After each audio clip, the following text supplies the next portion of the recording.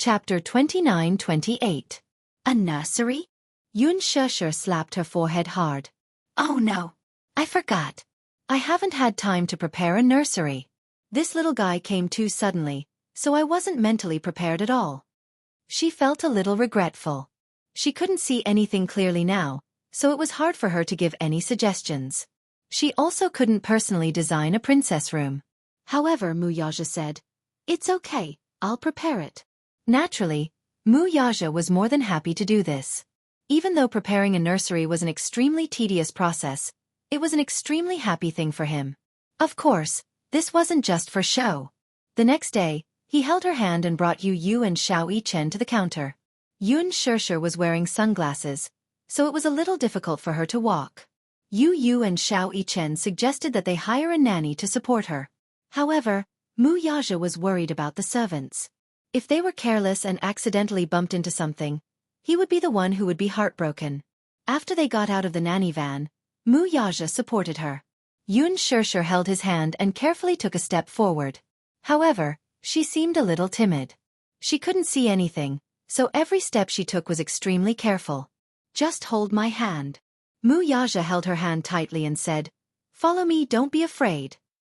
Xianxia also held his hand tightly.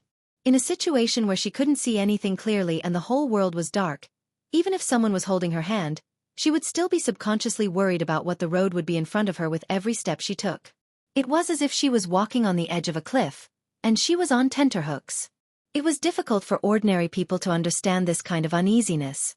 However, ordinary people would still be worried even if they were held by someone with their eyes closed. Moreover, the person holding her wouldn't be able to notice even the smallest detail at all times. However, he said, "Follow me, don't be afraid." He wouldn't let her fall, bump, or touch anything. Xianxia trusted him wholeheartedly, so she held his hand and followed his footsteps. Wuxia held her hand and led her to the baby and baby counter. Baby Q was the world's leading baby and baby counter. Xianxia was their wedding home, but the nursery was only slightly renovated. It was empty, and even the wallpaper wasn't properly pasted. They started with the wallpaper selection. Yu and Xianxia also started browsing.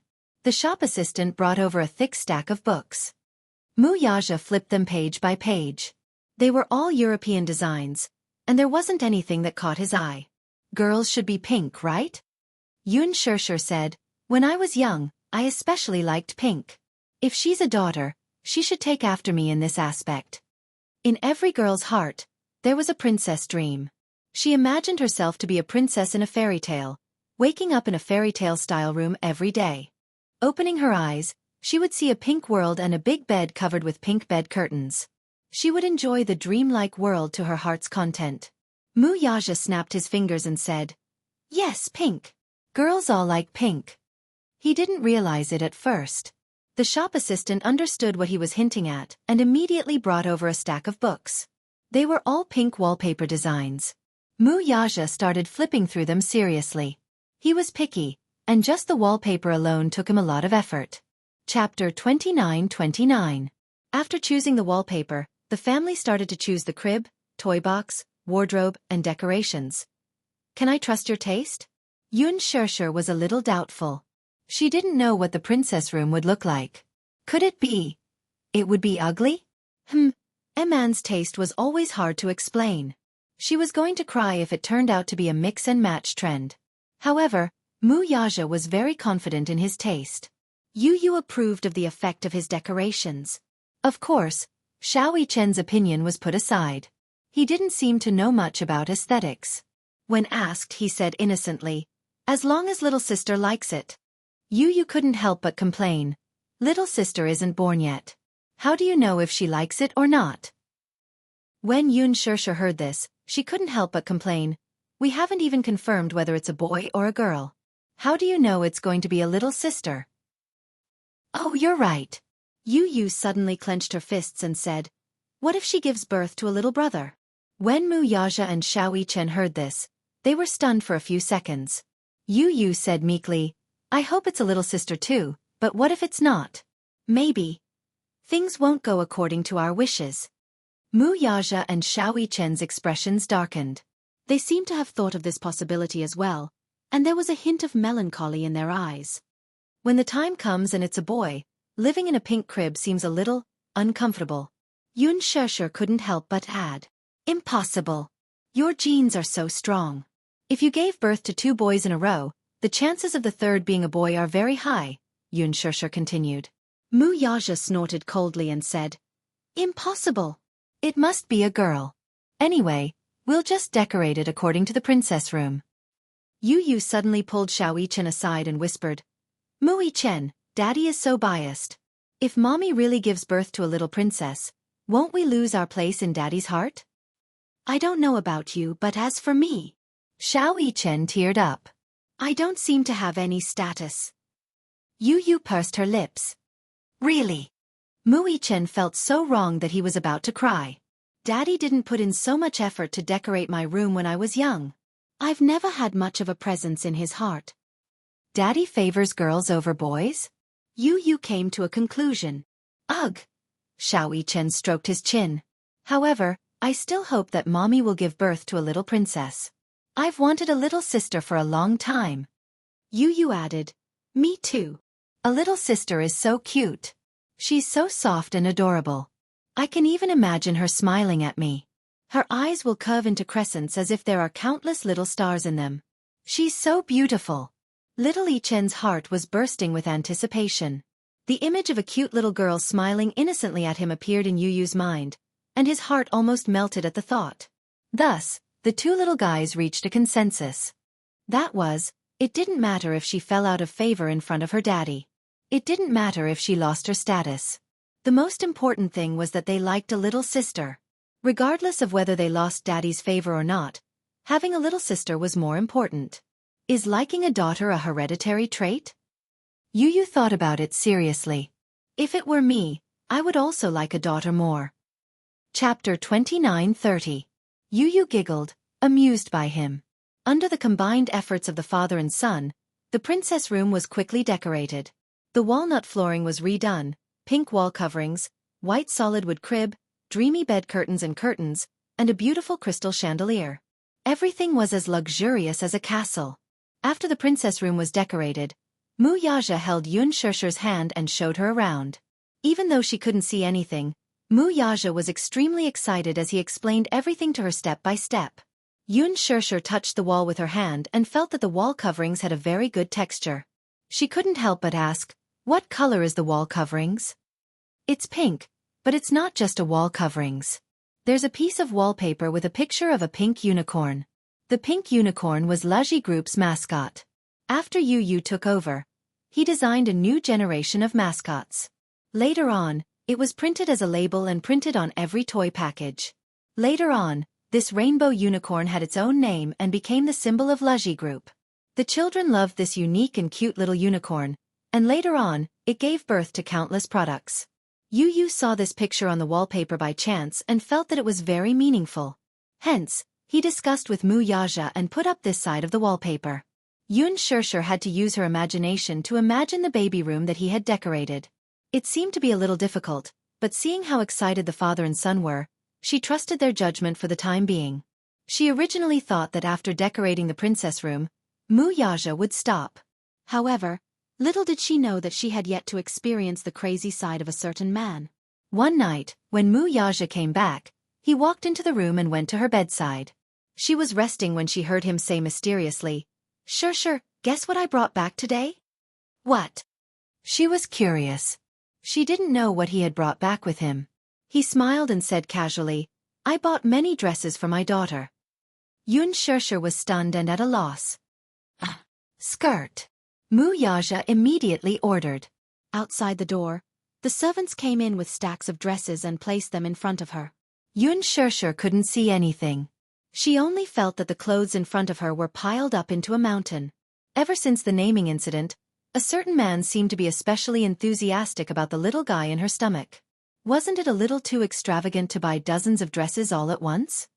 The child hasn't been born yet. Isn't it a little too early to buy clothes now? She said hesitantly. Why is it so early? Wuxia said disapprovingly. The earlier you buy it, the earlier you prepare it. But children develop very quickly.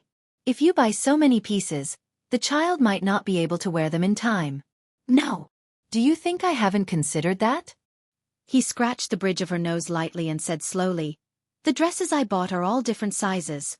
From the clothes she wears when she's born to the clothes she wears when she's 5 or 6 years old, I picked a few styles. 5 or 6 years old. Xianxia was speechless. She'll have to wait 5 or 6 years before she can wear them. By then, the styles I picked now will be a little outdated. That won't happen. Chapter 29:31. My daughter will definitely be beautiful. Outdated clothes will definitely look good on her. A certain man seemed especially confident. His extremely confident words were completely different from his usual style of speaking. In the future, would this man evolve into a slave to his daughter? Xianxia couldn't help but imagine it in her mind. In the image, Wuxia lovingly carried the tender little girl in his arms, coaxing her to eat, hugging her to sleep, and even when walking, he couldn't bear to put her down on the ground and let his daughter ride on his shoulders. She then imagined Wuxia carrying a chubby son with a bitter and vengeful look. Xianxia's heart was beating like a drum. The little guy hadn't even been born yet, and he was already excitedly preparing this and that. If the baby was a boy, then not only would the princess's room be decorated for nothing, what would he do with the piles and piles of dresses that he had bought? It would be fine if the baby was a daughter, but if it turned out to be a son in the end, his heart would definitely be severely disappointed. He would definitely be very disappointed. Xianxia suddenly asked curiously, let me ask you seriously. If the baby isn't a daughter and it's a son, will you still like it? Wuxia pondered for a moment and then said solemnly, of course. As long as it's our child, I'll like it. I see that you like daughters so much. When the time comes, you won't be begging me to give birth to another one, right? When Wuxia heard this, he hugged her and rubbed his face against hers intimately. What nonsense are you thinking about again? You're not a sow. If you don't want to give birth, I won't force you. A certain man seemed to have forgotten how this child came about. If he hadn't replaced her contraceptive pills with folic acid, Xianxia wouldn't have fallen for it so coincidentally. Xianxia was completely kept in the dark. She thought that the child had broken through all the obstacles to get here. Little did she know that Wuxia had also tampered with it. Oh, by the way, we have to go for a prenatal checkup soon. Xianxia gently touched her belly and complained, recently, I seem to like sleeping a lot. My vomiting has slowly subsided, but I get hungry easily in the middle of the night. I want to eat something, but I don't know if I can eat it. Of course you can. Wuxia said. I've asked the doctor. He said that I can have some snacks. There are some biscuits and bread at home. When you are hungry, you can eat some biscuits. Xianxia couldn't help but silently criticize her. If she ate and slept every day, would she lose control of her body shape after giving birth? She heard that many pregnant women lost their figures after giving birth. When she gave birth to Yu and Mui Chen, she was only 18 years old. She was still young, so she maintained her figure very well.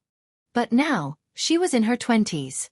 No matter what, she was still a little worried about this. Wuxia glanced at her and couldn't help but make up a story. Why? Are you afraid that you'll gain weight if you eat too much? When Xianxia heard this, she bit her lip in embarrassment. What if I lose my figure? It'll be a nightmare to gain 15 kilograms all of a sudden. It's okay. You're so thin now. Take advantage of your pregnancy and gain some weight. He felt that she was too thin. Chapter 29:32. Especially a while ago, when she didn't eat or drink, her nutrition couldn't keep up and she lost a lot of weight. His heart ached terribly. In the end, she was still worried about whether she would gain weight. If I really eat until I become a big fat person, won't you despise me? The man said matter-of-factly, I can't do anything about it. We're already an old married couple. Would I still care about whether you're fat or not? Xianxia was quite taken aback. All right, I'm just teasing you. If you gain weight, I won't despise you. You're lying. Wuxia suddenly thought of something and said to her, soon, we'll have to prepare for a prenatal checkup. Okay. At the mention of prenatal checkup, Xianxia asked curiously, I heard that the gender of the fetus can be determined at 16 weeks. Okay. But isn't the law against it? To me, this law doesn't apply. Why do you ask? Xianxia said, why don't we do a gender test? However, Wuxia said, it's better to have fewer ultrasounds. There's no need to rush the test. When Xianxia was 4 months pregnant, Wuxia took her for a prenatal checkup. After the checkup, all the indicators were very good. Over the past month, under Wuxia's meticulous care, her body had recovered a lot. The doctor who did the prenatal checkup for her was a female doctor. In the office, she looked at the various data reports while sizing up the man beside Xianxia. She couldn't help but say enviously, Mrs. Mu, you're so lucky. Every time you do a prenatal checkup, President Mu follows you around and does it himself. You're so lucky to have such a considerate and gentle husband who dotes on you so much. Xianxia smiled and held his hand tightly. She pursed her lips and said, he's even more nervous than I am when I'm pregnant. I wasn't feeling well recently, so he was afraid that something would happen to me. Wuxia stroked her hair lovingly and asked slowly, is the fetus healthy? Chairman Mu, don't worry. The fetus is very healthy. As the doctor spoke, he suddenly smiled mysteriously and asked, I heard from young Madam Mu that Chairman Mu has already started preparing the nursery. Yes, it's ready. Princess room? The doctor smiled. Xianxia also smiled and said, it's not just a princess room. We even bought a bunch of clothes and hung them in the wardrobe, waiting for the baby to wear them when he's born. However, all the clothes he had prepared were for girls. I laughed at him and said, what if we have a boy? What should we do? Are you going to let your son wear all these dresses? The doctor was stunned for a moment and did not know whether to laugh or cry. So, Chairman Mu likes daughters. Yes. He was looking forward to the baby in my stomach being a girl. He likes girls. He likes them so much. Young madam, what about you? Do you like daughters too? Of course. I like my daughter very much but not as much as him. However, the doctor said, generally speaking, a father would prefer a daughter more. She's the apple of my eye. We still don't know if it's a boy or a girl. Chapter 29:33. Pausing for a moment, the doctor continued, but now it seems like this is probably telepathy. It's fate. Xianxia smiled. Then, she seemed to have realized something. She raised her eyebrows and asked suspiciously, what did you say? Wuxia, who was behind her, also looked stunned. What do you mean? The doctor smiled and said, Chairman Mu, Madam Mu, congratulations. You have a little princess in your tummy. Chairman Mu, you have a daughter. Wuxia was in a daze for a long while before he finally regained his senses. He couldn't care less about being reserved. He looked at Xianxia in surprise and asked again, it's really a girl? Yes. The ultrasound confirmed that it's a girl. The accuracy of the ultrasound is very high. Generally speaking, it can be 100% confirmed. Chairman Mu, congratulations. The princess room was prepared correctly. Wuxia's nervous expression finally relaxed. His eyebrows were raised high in excitement. He was so happy that he didn't know what to do. He squatted down and looked at Xianxia. Holding her shoulders, he was so happy that he almost lost control of his emotions. Xianxia, we have a daughter. Yes, yes. Xianxia was happy for him too. Even though she could not see the expression on his face, she could imagine how happy he was just by hearing the slight tremble in his voice due to the sudden happiness he was feeling right now. Wuxia was so happy that he couldn't control himself. He hugged her and lifted her into his arms. Ignoring the fact that there were outsiders around, he carried her and spun her around a few times. Ah! Xianxia was so shocked that she hugged his shoulders nervously. She said reproachfully, you scared me. Xianxia, I'm so happy.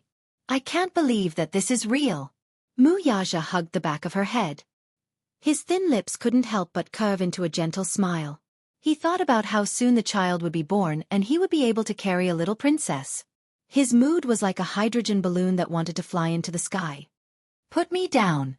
She was bashful and embarrassed as she lightly punched his shoulder. It's so ugly. At least be a little more reserved.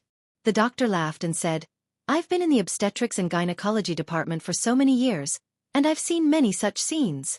Many new stay-at-home fathers can't help themselves. Young madam, you don't have to feel embarrassed. Wuxia put her down and couldn't help but hug her, kissing her again and again. Xianxia, you've worked hard. All right. I know you're happy. She paused for a moment and said playfully, Congratulations, Mr. Mu. You're going to be a father again, and this time it's a daughter. He has both a son and a daughter, which is enough to be called good. As she spoke, she reached out her hand and gently caressed his face. Her fingertips accidentally touched his eyelids and touched a trace of wetness. She couldn't help but be startled, and her heart twitched. Thank you. Thank you for pulling yourself together for me and our child. His throat actually felt like it was choked up. Xianxia widened her eyes in a daze.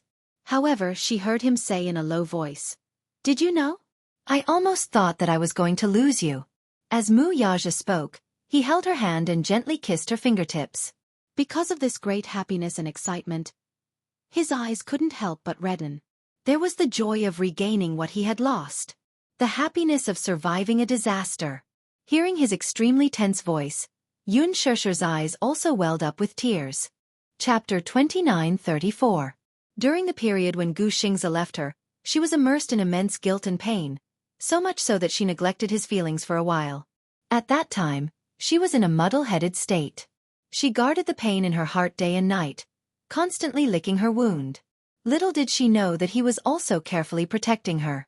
Every time she woke up from a nightmare, he was always by her bedside, busy comforting her, wiping away her cold sweat, and coaxing her to sleep. When she was at her lowest point, he was holding the bowl, coaxing her over and over again, lying to her and coaxing her to eat. She could not see how nervous he was.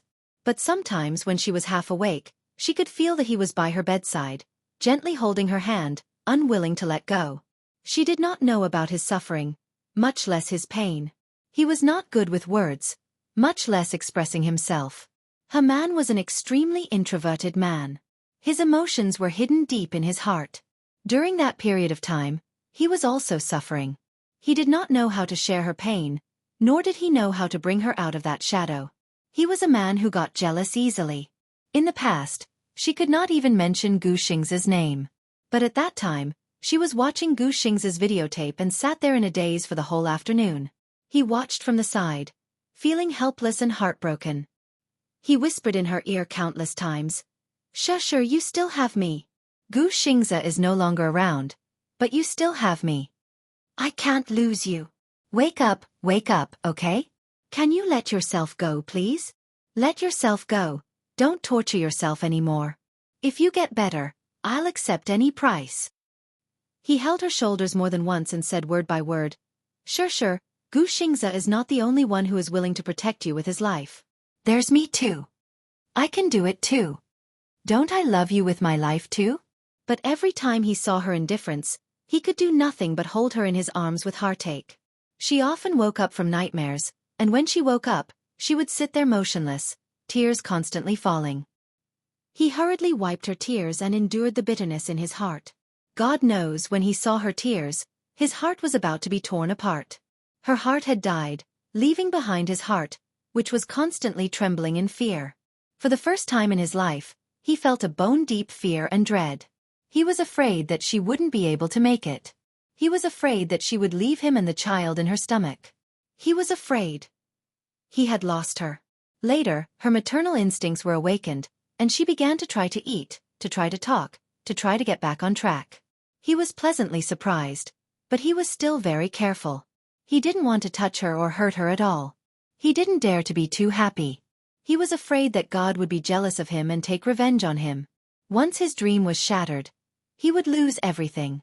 He carefully guarded her and protected her. He was worried about her being in the hospital, so he brought her back to Xianxia to nurse her pregnancy. The time she spent nurturing her fetus was the happiest time of her life. Chapter 29:35. Xianxia suddenly recalled that there were times when she wanted to eat cherries in the middle of the night. He and Gong Jie had searched through half of the capital before he found them and bought them back. However, she had lost her appetite and didn't eat a single one. He coaxed her to eat one or two before coaxing her back to sleep. As her husband, it could be said that she was able to recover so quickly because of his hard work. However, after the prenatal checkup and finding out that the fetus was stable and healthy, and that her body was gradually getting back on track, he finally heaved a sigh of relief. For a moment, Happiness filled his heart, and he was at a loss for what to do. So much so that he actually cried tears of joy. Even though he held it in, the rims of his eyes reddened, and the dampness on his eyelids touched her deeply. Wuxia hugged her, his lips trembling slightly as he gently caressed her face over and over again. Xianxia held back her tears and said reproachfully, "Are you really that happy knowing that it's a daughter?" She sniffled and said half-jokingly, "Looks like I really don't have any status in the future.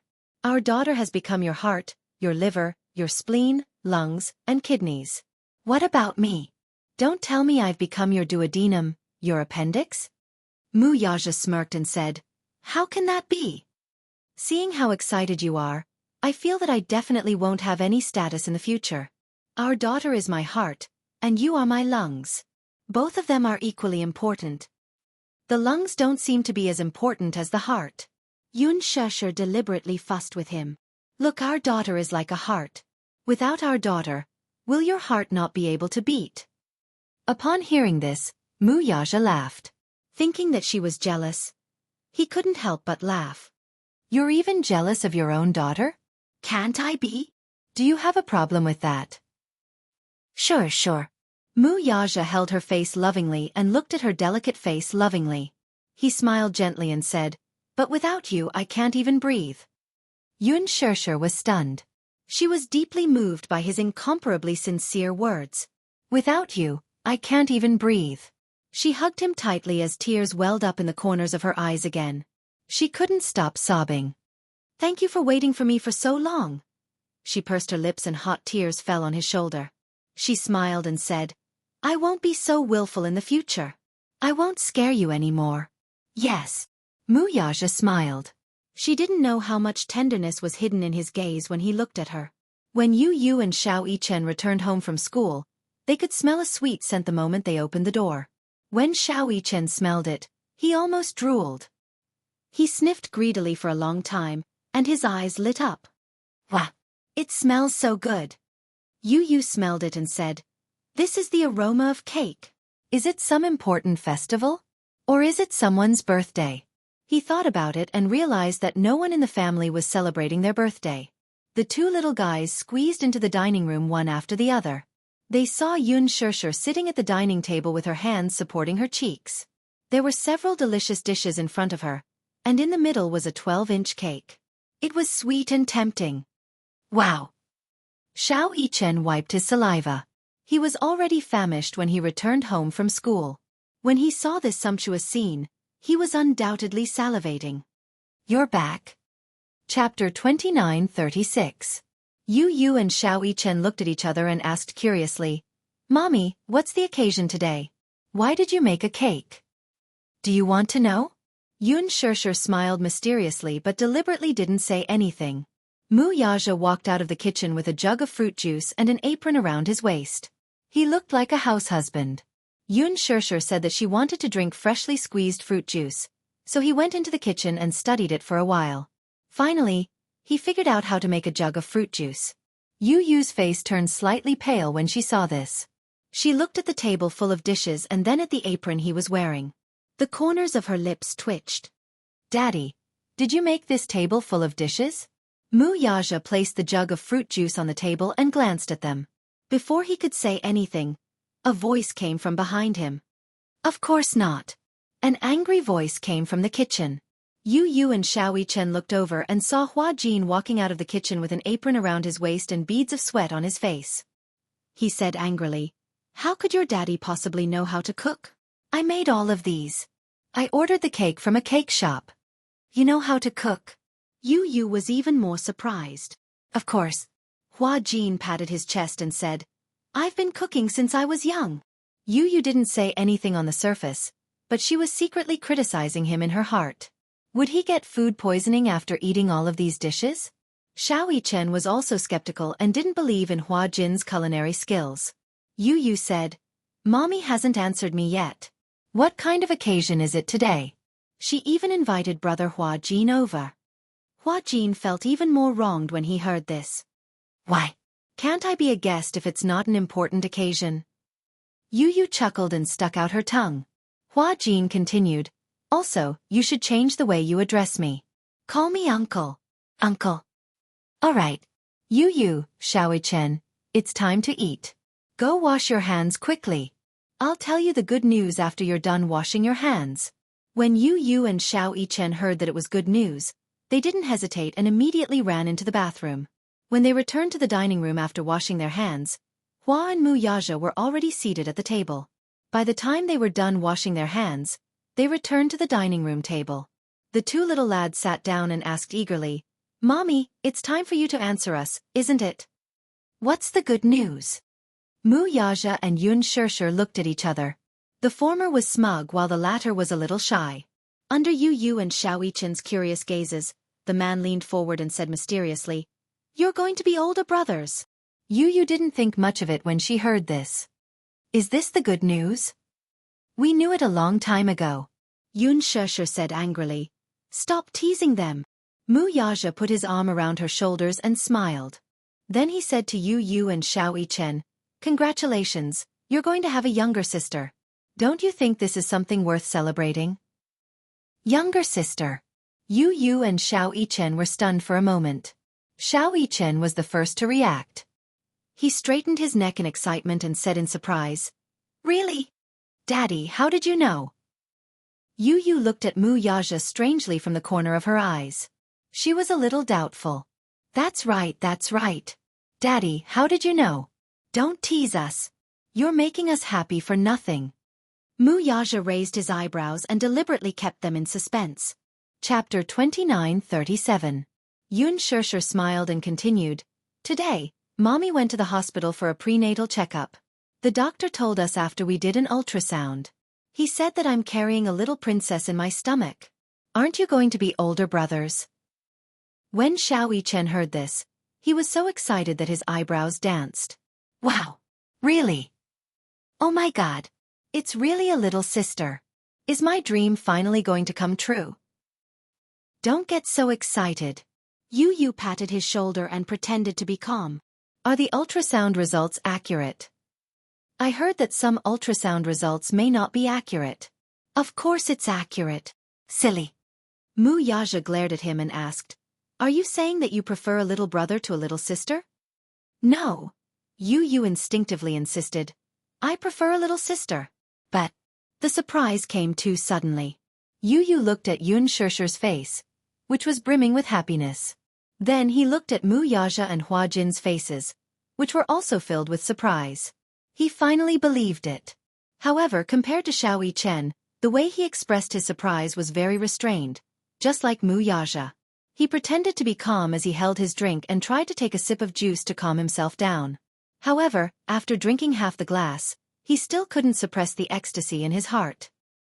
He placed the glass on the table and looked extremely touched. The whole world suddenly bloomed with flowers and fireworks. He was in an extremely good mood. "I have a little sister." Yu clutched his chest. There, his heart was beating rapidly. He was touched. So touched. This was great news. Xiaoichen also said excitedly, "How long do I have to wait before I can hold my cute little sister?" "Why are you even more anxious than your daddy?" Hua Jin smiled and looked at him. "Wait a little longer. It'll take at least 6 months. Yu was much more attentive than Xiaoichen. He suddenly asked anxiously, "Mommy, since you've done the prenatal checkup, how's the baby?" Xianxia couldn't hide her excitement and said, "It's very stable. Your sister is developing very well in my stomach. Very healthy. The doctor said that she will definitely be a smart little princess." The huge rock hanging in Yu's heart finally fell to the ground. He smiled with relief. It doesn't matter if it's a boy or a girl, as long as it's healthy and safe. He had always been sensible.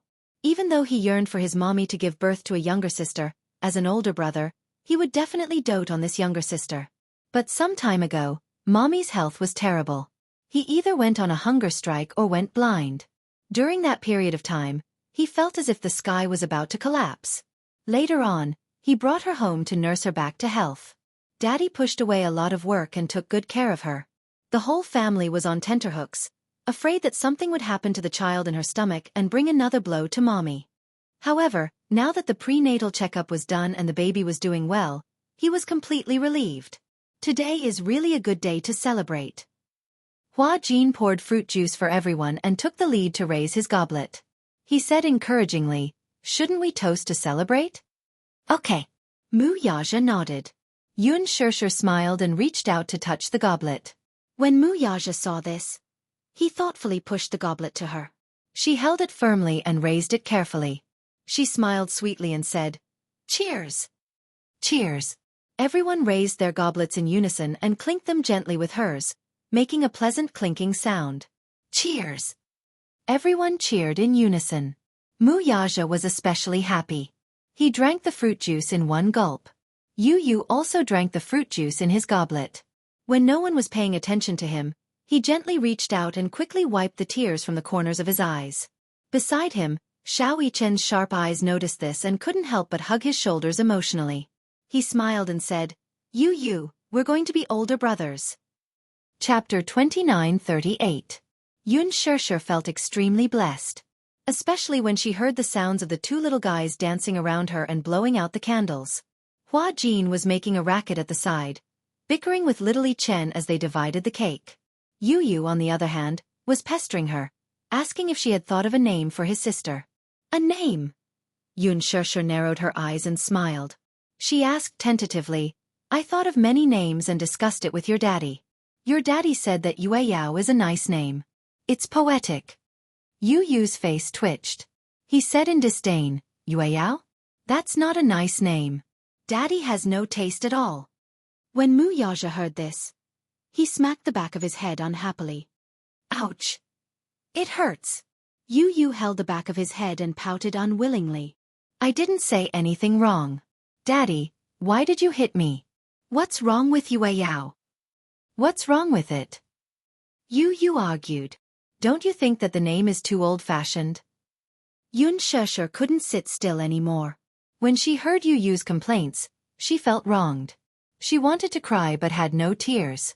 She reminded Yu carefully, Yu, Mommy was the one who came up with this name. Your daddy just picked this one." When Yu heard this, he looked embarrassed. He immediately cleared his throat and said awkwardly, "Actually, this name is quite nice. Yue Yao Mu, the Jade Pool Fairy under the moon. Is that how it feels?" Yes.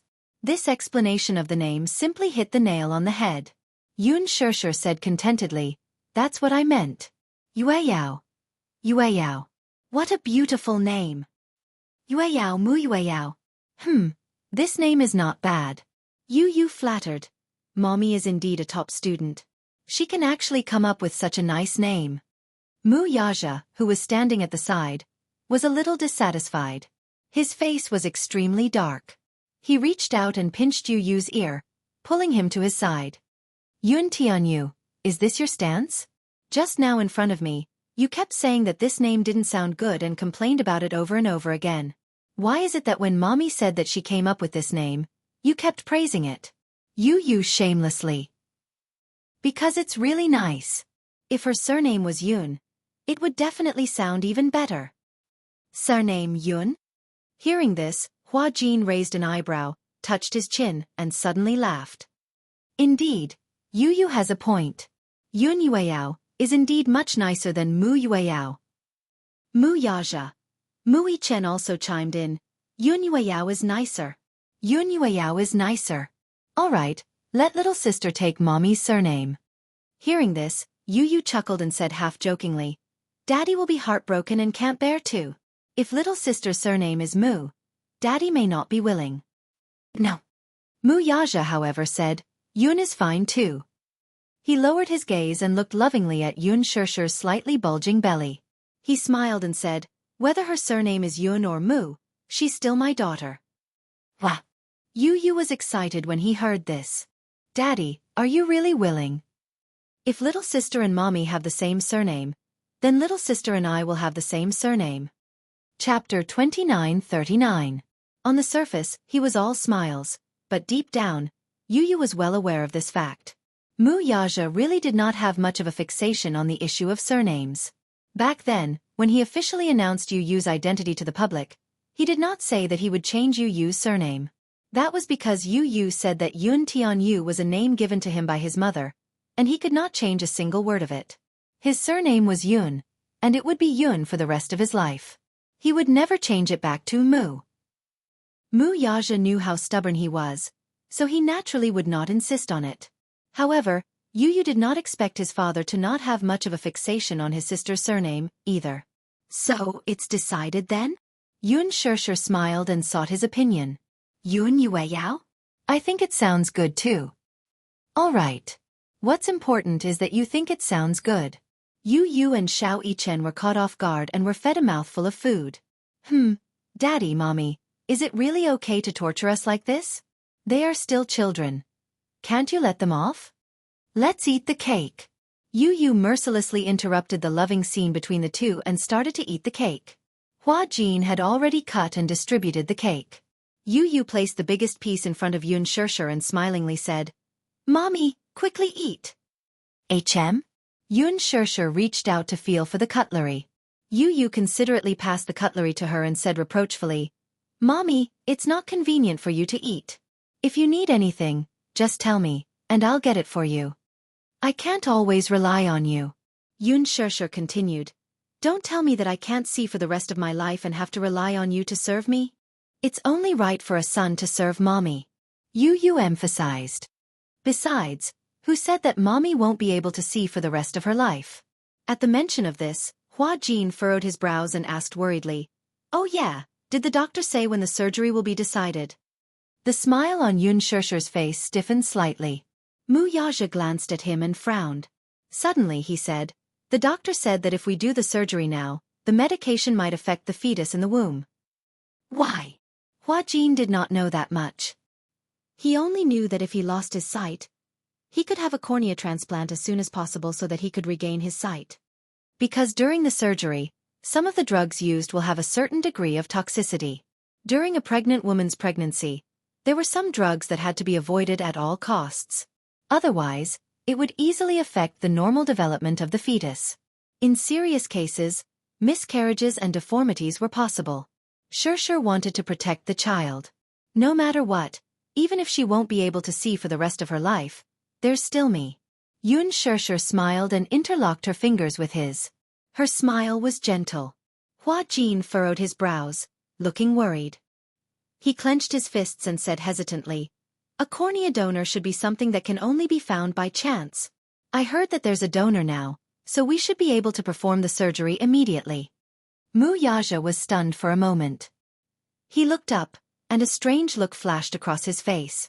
He looked at Hua Jin deeply and thought about it for a while. Suddenly, he asked, How do you know that there's a cornea donor now? Hua Jin wanted to say something but stopped. He glanced at Yun Shishir but did not say anything in the end. He only said calmly, I just heard about it. Mu Yaja smiled and said casually, It's okay. There will always be a chance. Don't think too much. Hua Jin nodded absent-mindedly. Chapter 2940. After dinner, Yu and Xiao Yichen helped Yun Shishir to go shopping. Mu Yaja and Hua Jin walked into the back garden one after the other. After a long silence, Mu Yaja suddenly stopped in his tracks and turned around. His deep gaze fell on him as he asked suspiciously, When you mentioned the cornea donor just now, were you referring to the cornea donor Gu Xingzi donated? Hua Jin looked at him and was a little surprised. You know about this? Yes, I know. Mu Yaja nodded. Qin Zhou talked to me about this matter. Back then, when Qin Zhou was packing up Gu Xingzi's belongings, he found a few volunteer forms that Gu Xingzi had filled out personally. It was a volunteer form for organ donation.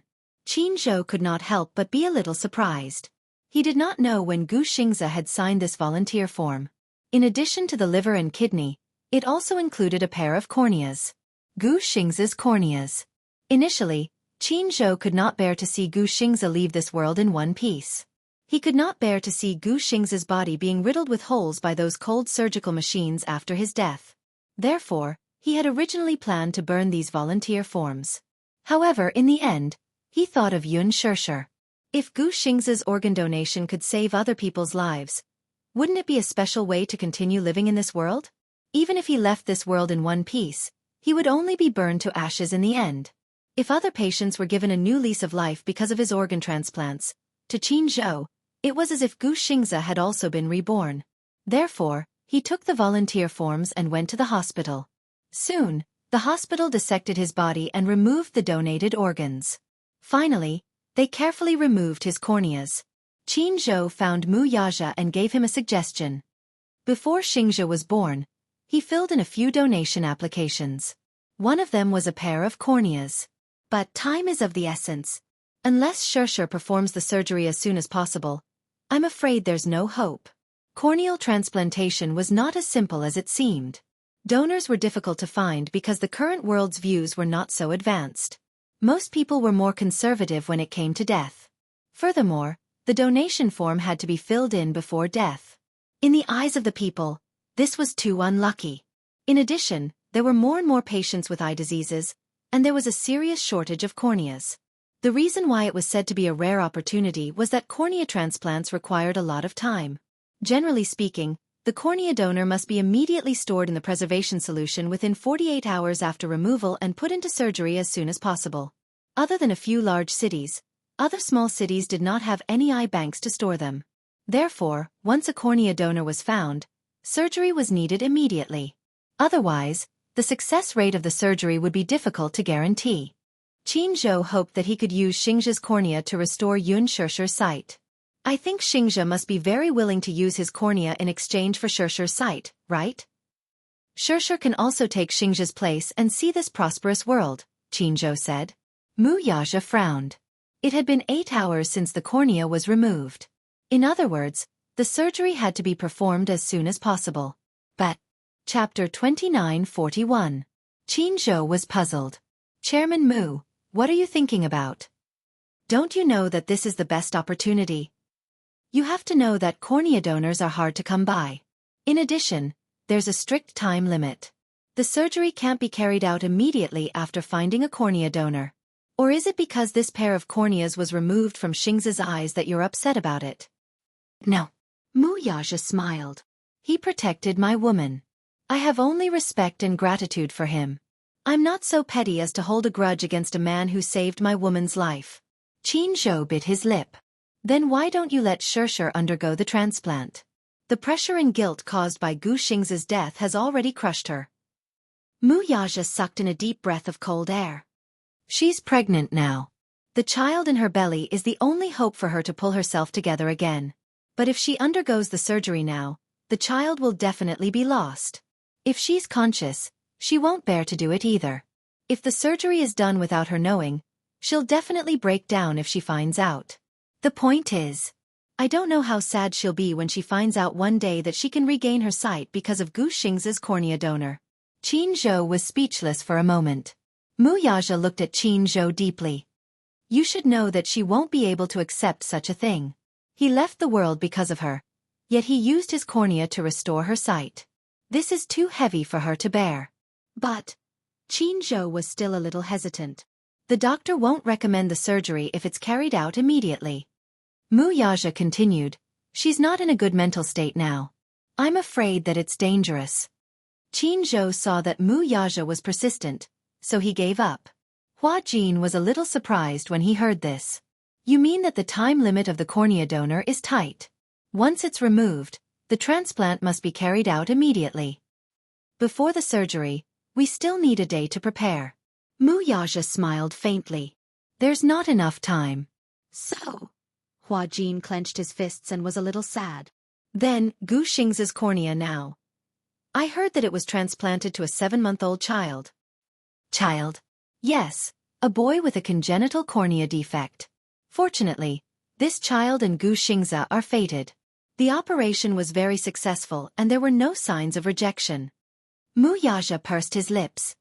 I remember that it was done in the same hospital. I went to see it on the day of the operation. The boy was very handsome. He was 6 months old and had a pair of beautiful peach blossom eyes. I heard that his name is Jianghu. This child had a pair of beautiful big eyes. Before entering the operating theater, when he was preparing for work, he was still smiling with his eyes narrowed. His eyes seemed to hide countless twinkling stars.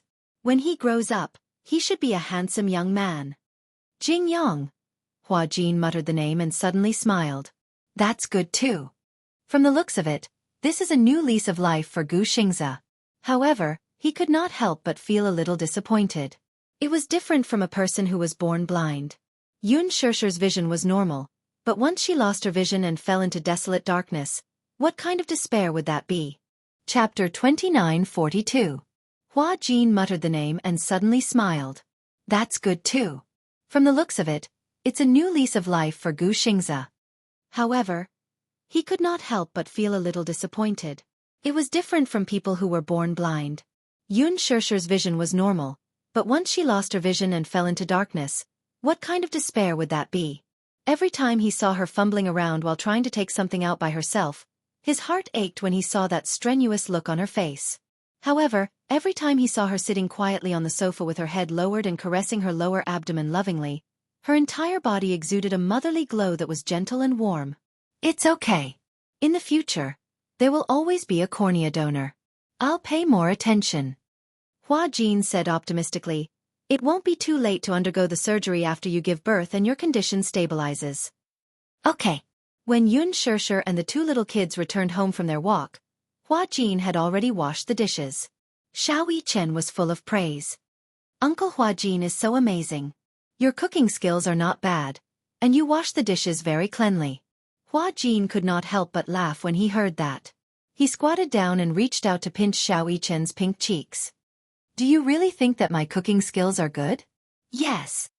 I thought that your little mouth had been spoiled by Yu's cooking skills. I didn't expect that you wouldn't mind my cooking. Hua Jin heaved a sigh of relief as if a heavy burden had been lifted from his shoulders. At the side, Yu said lightly, although the food you cook isn't that exquisite, it's still edible. Hua Jin was speechless. Xianxia was amused and laughed. Yu, don't be too picky. Do you think everyone is like you? You were born with an innate sense for delicious food. Yu proudly crossed his arms, feeling a little smug. Wuxia snorted coldly. I'm wondering if you have a genetic mutation. Because I'm very particular about food. Yu said proudly, who's like Xianxia? He said that the fried rice was delicious. Ahem. Xianxia awkwardly cleared her throat. That was a long time ago. Once on a whim, she cooked a plate of egg fried rice and asked the two little fellows to eat. When Yu saw that the fried rice was overcooked, she pushed the fried rice to the side in disgust. Then, she saw Xianxia hugging the fried rice and eating a lot of it. When he was done, he even smiled and said, Mommy's cooking is amazing. The fried rice is so delicious. She didn't know if he was speaking the truth. He couldn't stand the fried rice or if he thought that it was disgusting. However, to protect his mommy's reputation, he reluctantly pretended that it was delicious. Xianxia argued, Mommy's fried rice is really not bad. He really couldn't tell that the fried rice was overcooked. Moreover, he was starving that day and only focused on eating the rice. He didn't think that there was anything strange about the taste. Xianxia immediately raised her hands in surrender. Okay. You're the best at cooking. Mommy's cooking isn't as good as yours. Are you satisfied now? Yu was satisfied when he heard this. He felt that this way, he would be able to secure his position as the head chef in the family. He looked pleased with himself. Wuxia and Hua Jin looked at each other and laughed helplessly. Hua Jin deliberately teased him. Yu, it's not good for you to be so full of yourself. You're just good at cooking. What's so special about that? Yu gave him a proud look. Chapter 29:43. The next day, for some reason, Hua Jin went to the hospital to inquire about Jing Yang's condition. He saw the child through the window in the general ward on the 4th floor. It had been more than half a month since the cornea transplant. The child was recovering very quickly and had been transferred from the intensive care unit to the general ward. He would be discharged soon. The child was very beautiful. His skin was fair and clean, so tender that it looked like it could be broken by the wind. He had a pair of big, watery eyes and long eyelashes. They were as thick as the feathers of a black phoenix. When he blinked, they looked like the fluttering wings of a butterfly. This child was really beautiful. If he didn't say so, Hua Jin would have thought that he was a girl. When he smiled, 2 small dimples appeared on his cheeks. It was very seductive. He was lost in thought as he looked through the window. Suddenly, a timid voice came from the side. Hello, you are. Hua Jin turned his head and saw a 21-year-old girl standing by the side, trembling. She was dressed very plainly. She wore a white blouse and a pair of washed-out jeans. Her black hair was gently tied up with a hairband. However, even though she was dressed plainly, it still couldn't hide her clear and bright temperament. She was very beautiful. She belonged to the delicate and pretty type. She had beautiful big eyes, a high nose bridge, and handsome facial features. Hua Jin sized her up and immediately guessed her identity. "Are you Jing Yang's mother?" The girl was so shocked that her eyes widened. She was a little surprised. "How did you know?" "Because your eyes look very similar, don't you?" The girl smiled and blushed shyly. She asked carefully, "Then who are you?" She obviously didn't recognize him. It was obvious that she didn't pay much attention to the entertainment industry and didn't watch many entertainment programs and dramas. Hua Jin smiled faintly. "I'm Gu Xing's friend." "Gu? Ah." The girl was so shocked that she covered her mouth like a frightened deer. Then her eyes became wet. She pursed her lips and said gratefully, "If you're Gu Xing's friend, you must be a big star too." "Yes." As Hua Jin spoke, he glanced through the window at the giraffe plushie lying on the hospital bed and smiled. "I'm here to take a look at the child." "Okay, please come in." The girl welcomed him into the ward enthusiastically. Hua Jin didn't stand on ceremony. He entered the ward and sat by the bed. After chatting for a while, Hua Jin found out her name. Jingqi. A simple but pleasant name. Previously, Qin Zhou had wanted to transplant Gu Xing's cornea to Xianxia, but because she was pregnant, he could not do the surgery immediately. Hence, he found the child through the hospital. Jingqi rushed to the hospital and understood the situation. When she heard that there was a cornea donor, she was excited but asked fearfully, "How much is the surgery fee?" "About 40 to 50,000. When she heard this, her heart hung high, and she felt very uneasy for a moment. She couldn't afford that much money and was worried about how to gather the money. She didn't know who Gu Xingza was. She didn't usually watch television. She worked in the factory for 13 hours a day. Chapter 2944. Qin Zhou learned about this situation. Coincidentally, Gu Xingza had a sum of money that was specially used for public welfare. In addition to the donation form, Gu Xingza also filled in the donation form for special funds for surgery. In other words, he had given a sum of money for the organ transplant surgery that he had donated to families who felt that it was difficult to pay for the surgery.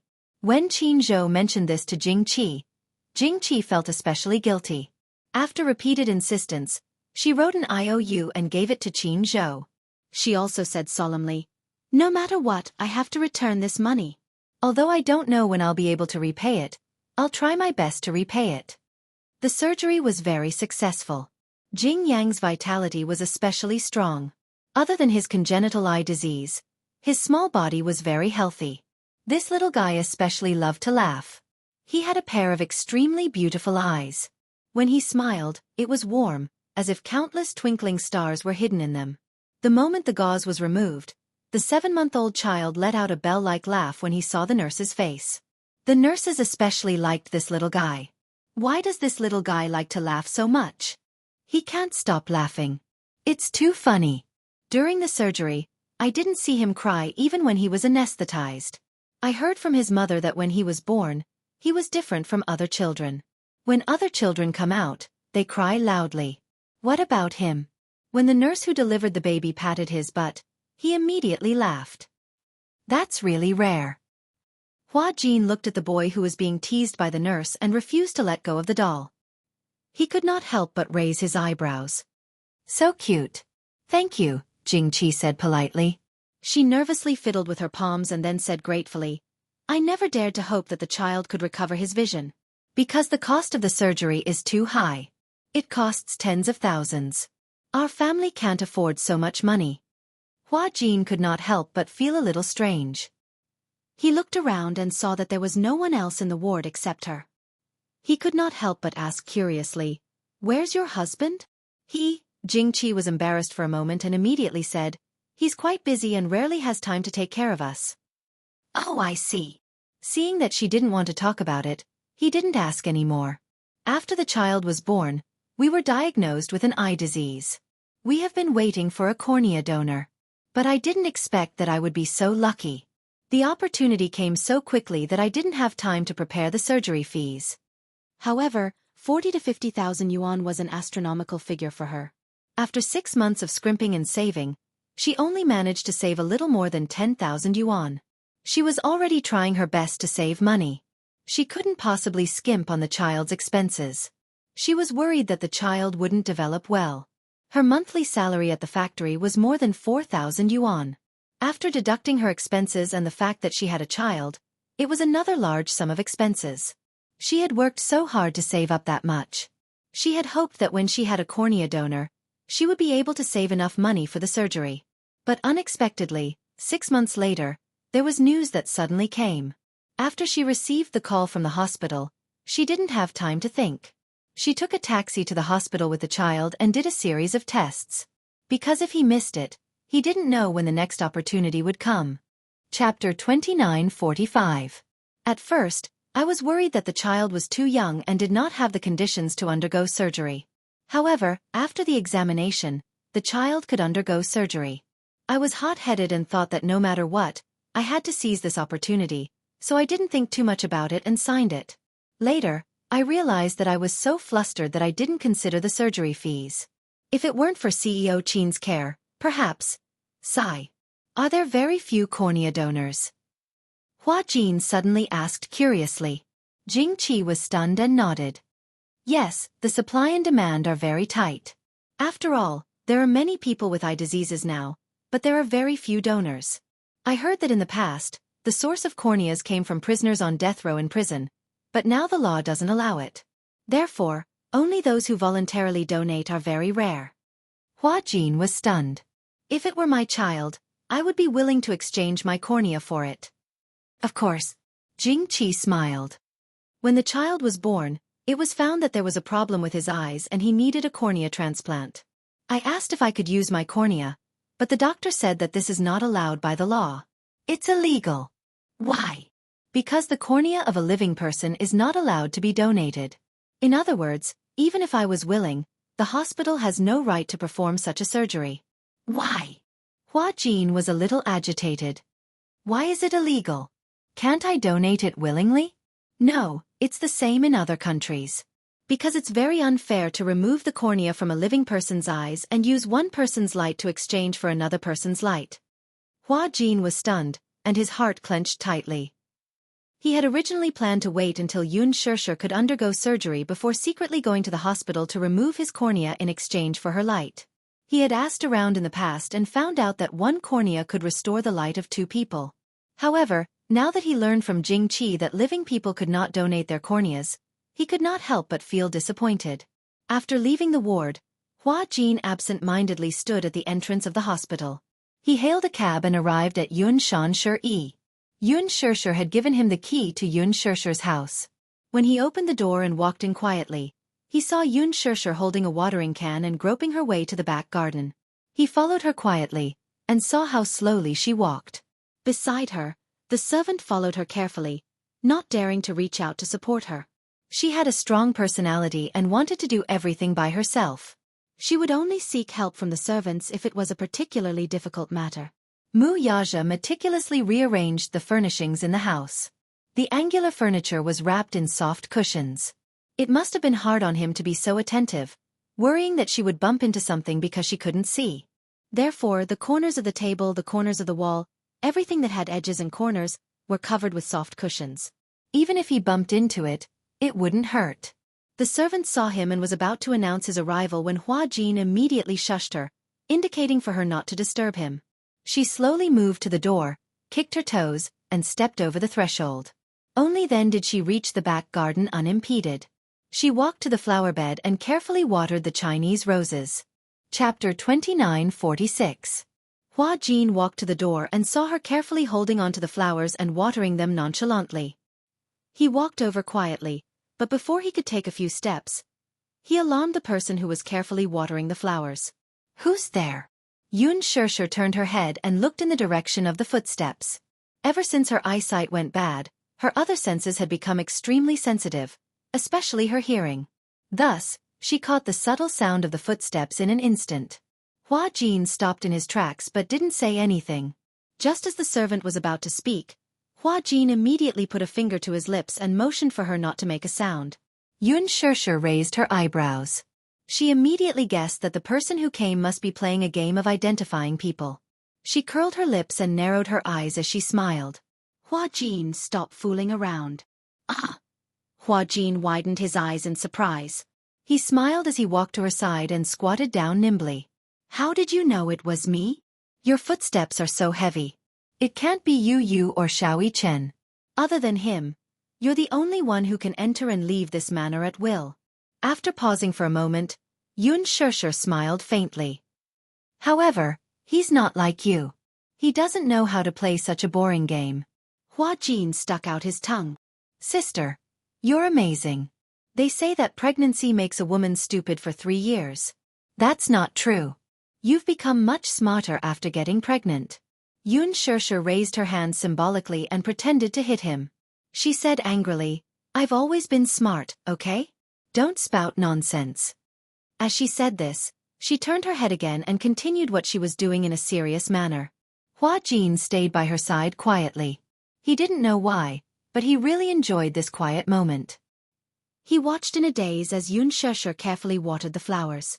She was afraid that she would water them wrongly. She even carefully held the flower branch with one hand and held the watering can with the other, sprinkling the water with a sizzling sound. Hua Jin looked at the side of her face. It was peaceful and warm. Even though her eyes were blind and unfocused, the gentleness in her eyes was something he had never seen before. Ever since that incident, due to her pregnancy and poor eyesight, she had stopped all her work and quietly stayed at home to nurse her pregnancy. Other than work, he would come here to accompany her. Staying by her side, no matter how irritable his heart was, it would instantly calm down and soothe him. As she watered the flowers, Xianxia asked curiously, You seem to be very free recently. Didn't you take on any jobs? Hua Jin said matter-of-factly, Of course. I've accepted quite a few jobs. I can't tell. Xianxia put down the watering can and stood up. She turned around and groped with her hands, trying to sit down. Hua Jin immediately helped her sit down. Since you said that you've accepted so many jobs, why do I feel that you don't seem to be busy when you keep coming here for no reason? Hua Jin said unhappily, Isn't that just to spend more time with you? Other than work, I spend the rest of my time here. This villa was huge and had many empty rooms. Mu Yaja had specially arranged a room for Hua Jin to stay here. After all, he also had a lot of work to do. He felt more at ease letting Hua Jin spend more time with her. At first, Hua Jin felt a little awkward. He felt that he wasn't staying here like a third wheel. However, Xianxia also said that he should stay here peacefully and treat them as a family. Chapter 29:47. Only then did Hua Jin feel less burdened. Usually, when he was busy with work, Hua Jin would stay in a nearby hotel. When he was free, he would stay at Xianxia to accompany her. Xianxia smiled contentedly. Should I be touched? You should be touched. In order to accompany you, I pushed away a lot of work. As Hua Jin spoke, he covered the back of her hand. Didn't I say before that if you can't see, I'll be your eyes? Yes, I remember. Xianxia paused. That's good too. After all, if you take on too much work, your body won't be able to take it. Hua Jin snorted aggrievedly. I still have to take care of work. If I don't earn money, who's going to support me? Xianxia deliberately teased him. I'll support you. No way. You're still relying on brother-in-law to support you.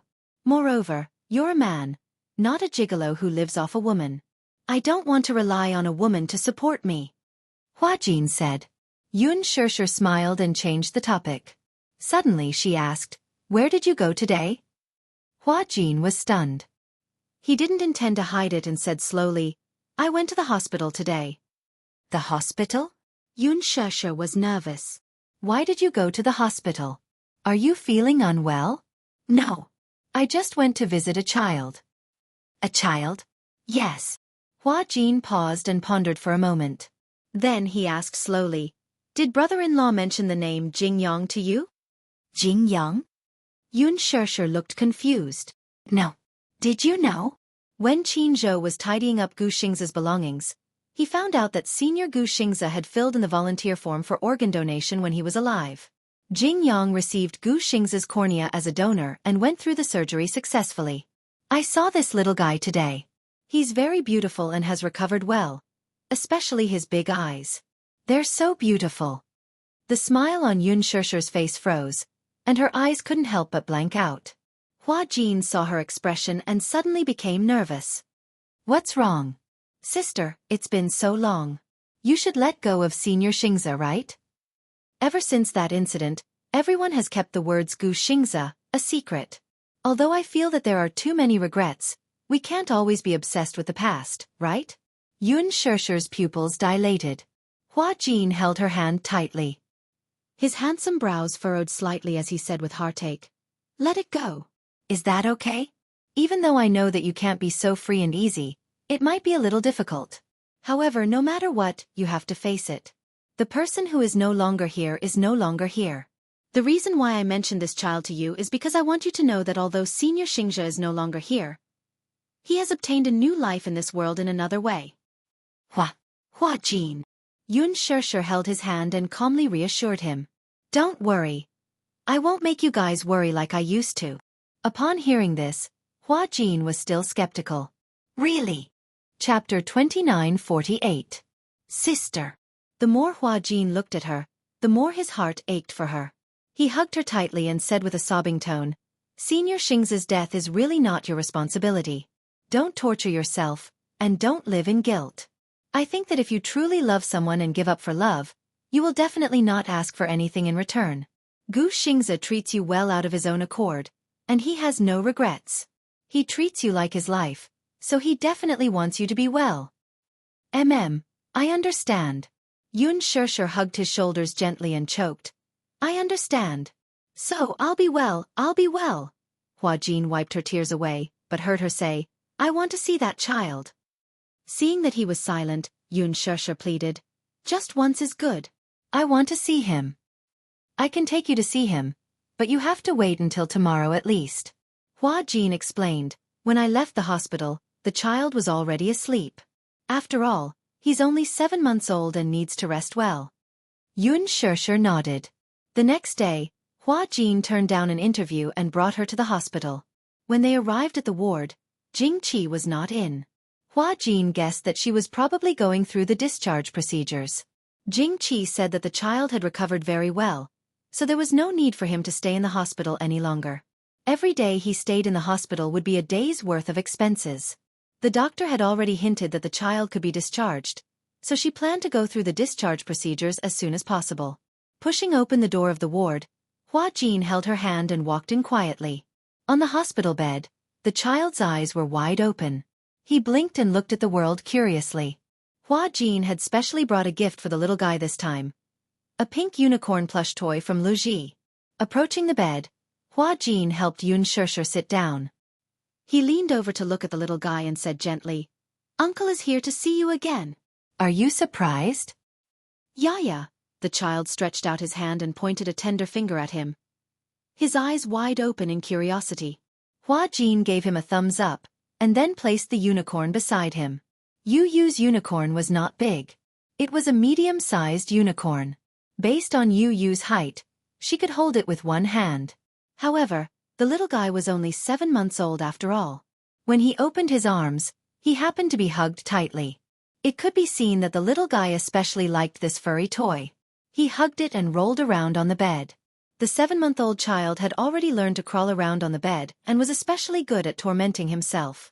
Xianxia could not see. She could only hear a series of bell-like laughter coming from the bed. It was extremely pleasing to the ear. The crisp laughter was like the clear spring of a mountain stream, but also like the sound of wind chimes. When she heard this, she couldn't help but smile. Jianghu finished the discharge procedures and walked into the ward. When she saw that it was Hua Jin, she was about to smile. However, when she saw the unfamiliar person sitting by the window, she was stunned. Although she looked unfamiliar, when she looked carefully, she felt that she was familiar, as if she had seen her somewhere before. She suddenly recalled that she seemed to have seen this woman in an advertisement when she was at the bus stop. The endorsement was for a high-end cosmetics brand. This cosmetics brand was especially expensive. When she was shopping in the mall, she had seen this counter in the cosmetics area on the first floor. On the counter, there was also a poster of this woman. Chapter 2949. Her name was Xianxia. However, at this moment, she wasn't wearing elegant makeup like in the pictures. Instead, she was barefaced. When she left the house, she had only washed her face. Hua Jin saw that the sun was very strong today, so he dragged her back and applied sunscreen on her. Hence, he didn't recognize her at first glance. After the makeup, there was still an obvious difference, but it didn't detract from her beauty at all. Sorry to disturb you again. When Hua Jin saw her, he immediately stood up and greeted her politely. Not at all. I'm very grateful that you could come and visit Jianghu. Jingqi glanced at the little guy on the bed who was hugging a toy. She immediately guessed who had given him the toy. Hello. Xianxia also greeted her. Are you Jingyang's mother?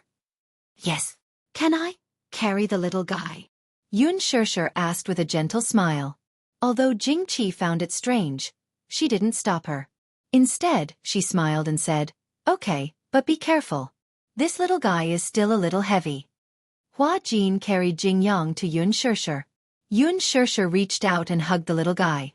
Seeing that she couldn't see, Jingqi was slightly surprised. She opened her mouth, but didn't ask anything. The little guy was in Xianxia's arms, but surprisingly, he didn't feel shy. He only opened his eyes wide and looked at her curiously. His two little hands were probing. First, he touched her hair. Then, his big eyes were attracted by the necklace on Xianxia's neck, so he reached out to grab it. The child was small and didn't know what to do. He was a little strong. When Jingqi saw this, she rebuked, Yang, be good. Don't move. Xianxia immediately said, It's okay. She couldn't help but feel a little regretful. Because she couldn't see, she couldn't take a good look at the child in front of her. However, hugging the soft little cub, it was as if she had returned to a few years ago when Yu was just born. His body was also small and soft, as if he was made of water or glutinous rice balls. It was as if he could be flattened and rounded at will. She hugged him carefully. Although she was a little unfamiliar with the way she carried the child, she was professional enough. One look and one could tell that she had been a mother. The little fellow became even more intimate with her. It felt so comfortable being hugged by her. Its pair of eyes were curved like crescent moons as it giggled and babbled. Who knew what it was talking about? Hua Jin replied. The operation went very smoothly. There were no signs of rejection. The little guy's eyes are especially beautiful. When he grows up, he should be as handsome as me. Shameless, she retorted. He'll definitely be more handsome than you. Sister, you're so biased. My face is praised by my fans as the most beautiful woman in the world. You're a little fresh meat now, but in a few years, won't you also become old cured meat? No matter how beautiful you are, you'll still get old. As she spoke, she ruffled his silky hair and smiled. This little guy is so tender that I can squeeze water out of him. Jingqi asked carefully, Are you friends with Mr. Gu Xingzi? Xianxia smiled, but it was a little bitter. Yes. Chapter 2950. Xianxia said, I'm not a big star. I only entered this industry because of my love for performing. Jingqi could not help but feel a little touched.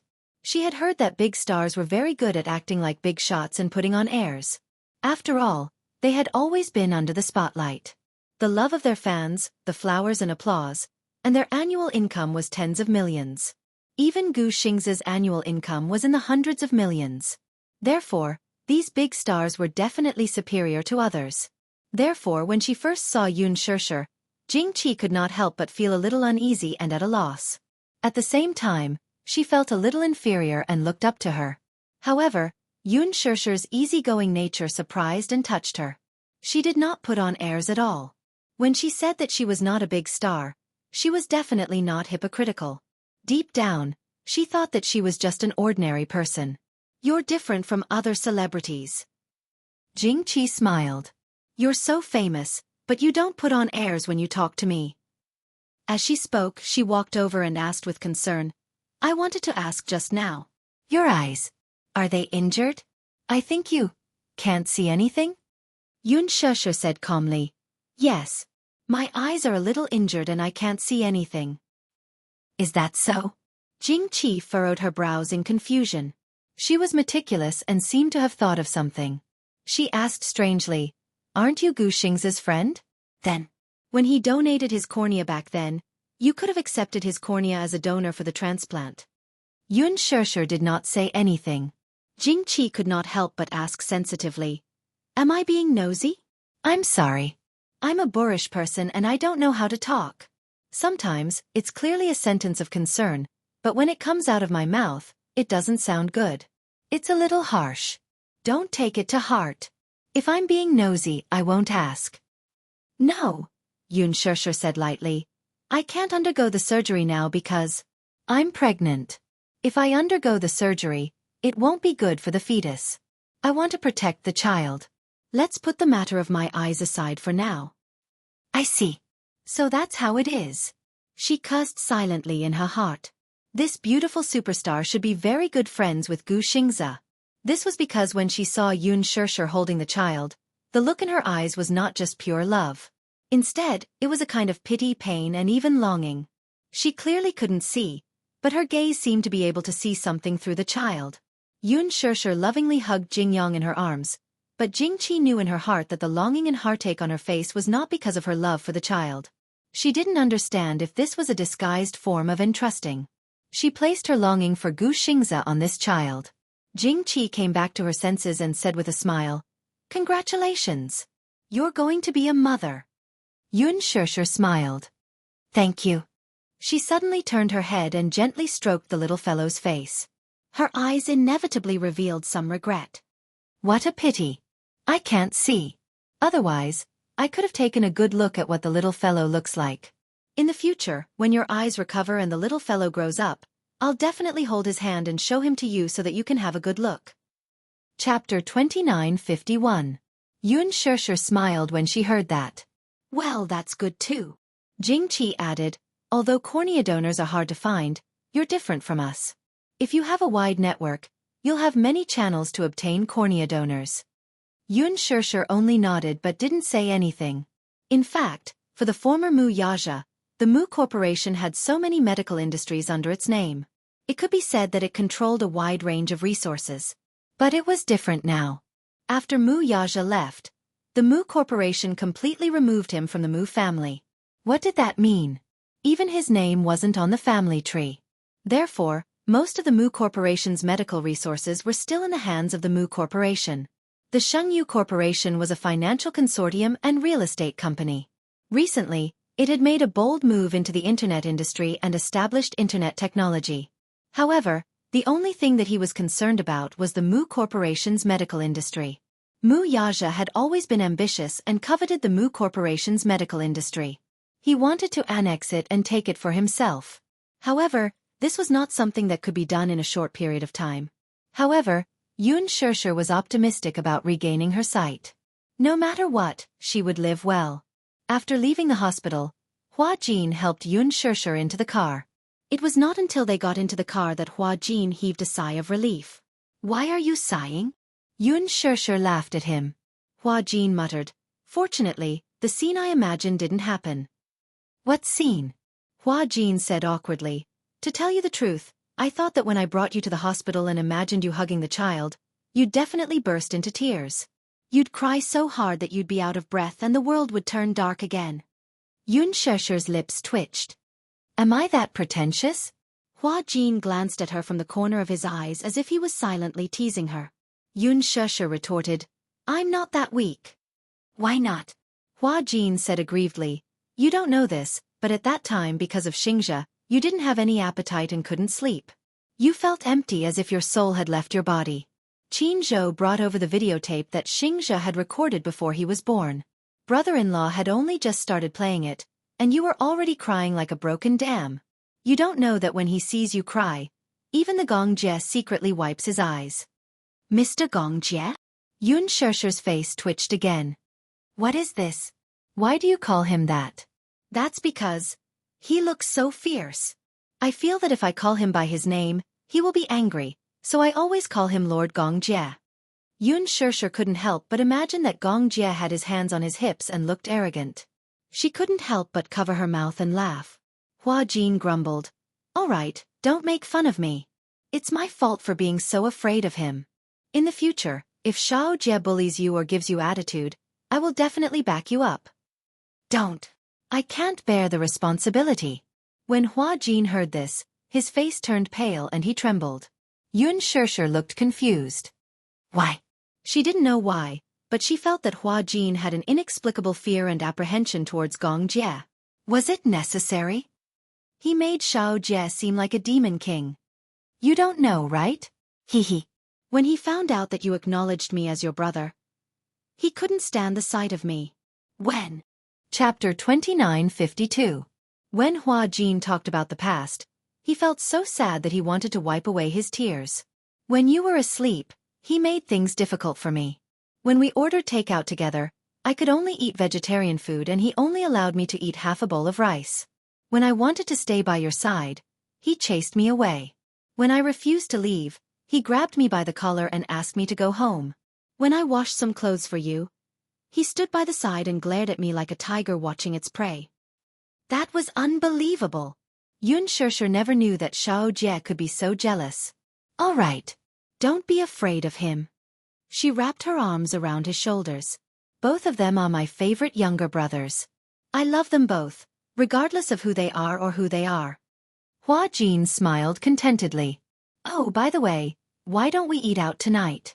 Yu and Xiao Yichen went on a spring outing, so they won't be back for dinner. I can't be bothered to prepare dinner. Okay, but you have to inform your brother-in-law first. Huajin nodded. Okay, I'll call him now. Wuxia received a call from Huajin. Huajin said that Xianxia rarely went out, so he took her out to walk around and bask in the sun. After that, they settled dinner outside. He was a little worried and asked a lot of questions. Huajin comforted him, saying that they had brought enough people with them for this trip, so there was no need to worry about any danger. Wuxia was relieved. Come back early. Yes, sir. After Huajin hung up the phone, Wuxia raised his wrist to look at the time. It was already 4 in the afternoon. He tidied up the table and called Lu Jinyu. After handing over some simple tasks to him, he drove out of the office. Naturally, he did not go home immediately. Instead, he drove to another villa. The villas in Yulong Bay were once developed by the Mu Group. Back then, he had already started to secretly set up his own company. In order to raise funds, he had acquired a few properties and conducted 2 rounds of financing. After the financing, the properties were vacant, and he was not in a hurry to sell them. After all, the value of real estate was very high, and it was also convenient for financing and investment. The reason he'd rushed to Imperial Dragon Bay was none other than because he'd arranged for Yun-Na to stay here some time ago. Wuxia parked the car in the basement and got out. He walked to a shutter door and pressed the password. The door slowly opened. The villa had a total of 6 floors, and 2 of them were basements. The first basement was the garage, and the second basement was a very large storage warehouse. Yun-Na was then settled in the warehouse. The warehouse was temporarily remodeled. A bed and some furnishings were added. A stainless steel cell door was welded to the inside of the door. Usually, there were 5 people taking turns to guard it. When Wuxia walked in, Yun-Na was tied to the bed. She had just been injected with a sedative. She kept struggling and screaming. Her throat was hoarse from crying at the top of her lungs, as if countless gravel had accumulated in her throat. She changed her clothes every 3 days. Sometimes, the guards were impatient and could not be bothered with her. After being imprisoned for so long, she had almost never taken a shower. Hence, her hair was messy and her face was dirty. On her face, there were bloodstains from her scratches. To prevent her from escaping, her wrists and ankles were handcuffed. Chapter 2953. Yun-Na heard the sound of someone walking in and immediately turned her head. However, because she was sedated, her body was weak. This was also related to the fact that she had not eaten for many days. She had been on a hunger strike for 4 days. Therefore, these people who were watching over her tied her to the bed so that they could inject her with a nutrient drip. At first, she was still willing to eat some things. After all, her desire to live had won over everything. She did not want to die. Being locked up in such a confined space for a long time with no one to respond to his cries for help, it was very difficult for him to maintain a good mental state. Therefore, Yun Na could not help but feel a little tormented and actually started to go on a hunger strike. After not eating for 4 days, she had lost a lot of weight and was extremely weak. In order to ensure that her life was maintained, they had no choice but to tie her to the bed. When he walked in, the needle was just inserted into her blood vessel. "It's you! It's you!" When Yun Na saw him, she started to struggle crazily. Her eyes were bloodshot, so red that it seemed like blood could drip out. Mu Yaja ignored her struggle. He glanced at his subordinates and questioned, "What's wrong with her?" "Chairman Mu, she refuses to eat. She has been on a hunger strike for a long time." "Hunger strike?" Mu Yaja laughed coldly. "You're quite capable. Hunger strike? Was she protesting against house arrest?" "Mu Yaja." Yun Na glared at him with red eyes. Her face was ferocious as she asked aggressively, "What do you want? Now that I'm in your hands, you can kill me or torture me as you wish." "Kill me or torture me as you wish." Mu Yaja curled his lips mockingly. "What a good as you wish." He paused for a moment and suddenly walked to the front of the bed. He lowered his head and lightly sized her up, the smile in his eyes growing deeper. "However, I won't kill you." "What?" In shock, Yun Na widened her eyes in shock and looked at him in disbelief. Mu Yaja said, "Don't worry, I won't let you die." Yun Na's expression changed. "Won't let her die?" Then, in the end, Yun Na couldn't figure out what he was up to. This man was extremely black-bellied. Originally, she thought that if she was taken away by him, he would definitely use all kinds of methods to make her suffer so much that she would wish she was dead. He would use all kinds of cruel and crazy methods to torture and humiliate her. However, it didn't happen. He had only imprisoned her in darkness, but he had not done anything to harm her. Why? She caused Xianxia to become like that and Xianxia to die. In his eyes, she had committed a heinous crime. He should hate her to the core. But now, he was saying that he wanted to keep her alive. In the end, Yun Na could not understand or guess this extremely shrewd man. "What are you trying to do?" she asked warily. "You don't need to know." Mu Yaja could not be bothered with her. He was only here to check on her condition. Seeing that she wasn't half dead like he had imagined, at least it meant that her will to live was strong enough. "Keep an eye on her," Mu Yaja instructed again and then turned to leave. Behind him, Yun Na asked hysterically, "What do you want?" "Mu Yaja, kill me. With your methods, why don't you give me a quick death?" Mu Yaja stopped in his tracks, and a thick aura of viciousness appeared on his back. "Give you a quick death?" Chapter 2954. He laughed mockingly and glanced at her from the corner of his eyes. He said coldly, "There's something that I haven't gotten back from you yet. Don't even think about it." Yun Na was stunned when she heard that. She was a little confused by the thing he was referring to. What thing? What exactly did he say that he wanted to get back from her? What is it? However, Mu Yaja wasn't in a hurry to respond to her bewilderment. "You don't need to know." His back was facing her, but it was obvious that he didn't want to waste too much time on her. He was only here to check on her condition. Seeing that she was in good condition, he didn't plan to stay any longer. The cell door was locked from the inside. Yun Na looked at his retreating figure in panic and despair. She asked hysterically, "What exactly is it? Tell me. Tell me." "Mu Yaja. You bastard. Why are you imprisoning me here? What's your motive? Answer me." The only response she got was the heavy sound of the shutter door closing. With a loud bang, the door fell heavily on the ground.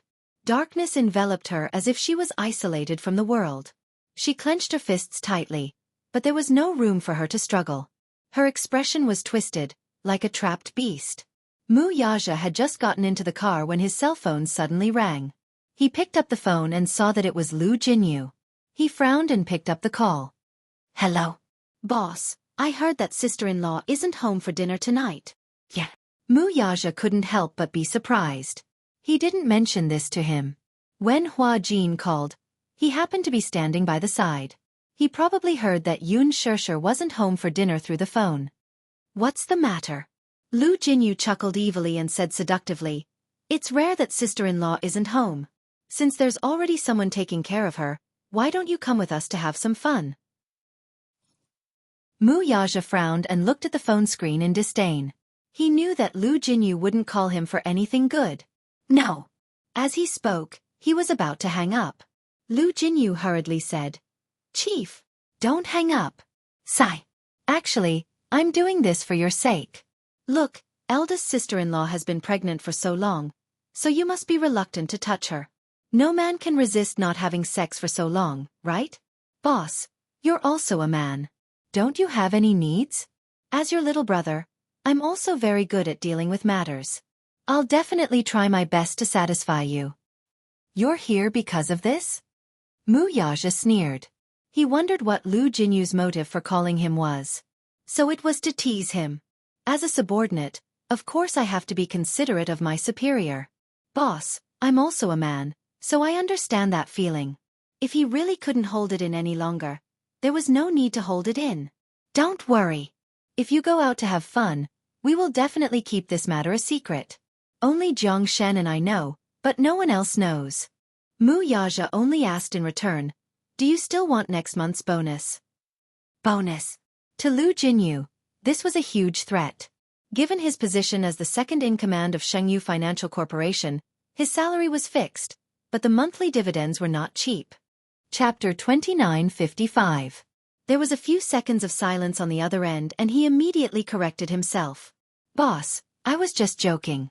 Why did you take it so seriously?" "I was just testing on behalf of sister-in-law to see if you're honest enough." Hee. I wanted to test if boss is loyal to sister-in-law. Mu Yaja smiled and asked, "Have you gotten the results of your test?" "Do you even need to ask?" Boss was absolutely loyal to his sister-in-law. "All right. Boss, you're busy. Jianghu and I are free to do whatever we want." After he finished speaking, he hurriedly hung up the phone. Mu Yaja threw his cell phone aside and drove home. When he got home, Hua Jin and Xianxia were still not home. Yu and Xianxia had gone for an outing and were not back yet. It was rare for the house to be so empty. He walked into the study and took out a stack of books from the drawer. They were all topics related to motherhood, childcare, and pregnancy. He had secretly bought a large stack of books on this topic behind Xianxia's back, especially on prenatal education and childcare. There were all sorts of books. He had not had the time to read them and he did not know if he could make up for it in time or if it would be of any use. Usually, he would be too embarrassed to take out these books and read them openly in front of Xianxia. Especially when Yu and Xianxia were around, he would hide these books very well. He was afraid that the two little guys would laugh at him if they saw them. When Xianxia was pregnant with Yu and Xianxia, he was not by her side. At that time, other than that night when he went to visit her and successfully got pregnant, he did not appear in front of her again. He vaguely remembered that when she was pregnant, she had attended some prenatal education classes. At that time, they had played Mozart's music and Chopin's piano pieces. However, when Xianxia grew up, he did not seem to have any talent or luck in music. Instead, he was tone-deaf. Looking at Yu, he did not seem to be any better. This point was a little strange. Although he wasn't particularly talented in singing, at least he had a good grasp of the 5 tones. Xianxia's voice was very pleasant to listen to, and when she sang, she was also quite good. Why was it that when it came to these two fellows, they were tone-deaf? Could it be that the prenatal education was not done well? Some time ago, Xianxia pestered him to read bedtime stories. However, it wasn't for Yu and Xianxia, but for the little guy in her stomach. Mu Yaja muttered, "Can she hear you?" Xianxia felt so wrong that the rims of her eyes turned red. He was flustered to coax her, but in the end, he didn't know what he had said wrong to make her suddenly like this. The next day, he specially consulted a new nanny who was one of his employees. As someone who had been through this before, this stay-at-home dad boasted. He said that when a pregnant woman was pregnant, her emotions would fluctuate easily. She would often cry at the slightest thing and become agitated. When Mu Yaja heard this, he was confused and stunned. In the end, the employee cautiously asked, "Boss, the knowledge of being a stay-at-home dad is very particular." Then, he instilled some information into him. Which family's wife did not do well during her confinement? Her health deteriorated greatly and she often caught colds. Which family's child did not take good care of?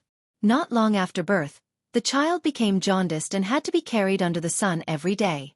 Which family's wife ate and drank too much when she was pregnant and got diabetes? Which family's wife did not receive the love and care of her family after giving birth? She was neglected and suffered from postpartum depression. Chapter 29:56. Thus, he was even more certain that he had to study this aspect of knowledge. Before the child was born, he had to study hard so that he wouldn't be flustered when the child came into this world. Xianxia flipped open a page of the book and began to read it seriously. Naturally, he started with the knowledge of pregnancy. She did not know how long she had been looking at it, but she heard Yu's devilish laughter next to her ear. "Daddy, what are you secretly reading?" Xianxia was shocked. He was so focused that he didn't hear Yu's footsteps when the door to the study was pushed open. He slammed the book shut and turned his head. He saw Yu standing by the side with an evil expression, laughing secretly at him. Yu glanced at the spine of the book lightly. She covered her mouth and laughed secretly. "So Daddy is studying about pregnancy. Very good, not bad, not bad." As she said this, the little girl patted him on the shoulder and said seriously, "But why do I feel like you're doing something bad? You look like you're guilty." Xianxia snorted coldly without batting an eyelid. However, his burning ears betrayed him. Yu saw this and laughed even more. "Daddy, there's nothing to be shy about. It's good to study hard. A qualified father starts off as a stay-at-home dad." "Get lost." Xianxia was furious. Yu turned and ran away. Xianxia angrily glanced at his retreating figure. He picked up his teacup and took a sip of tea.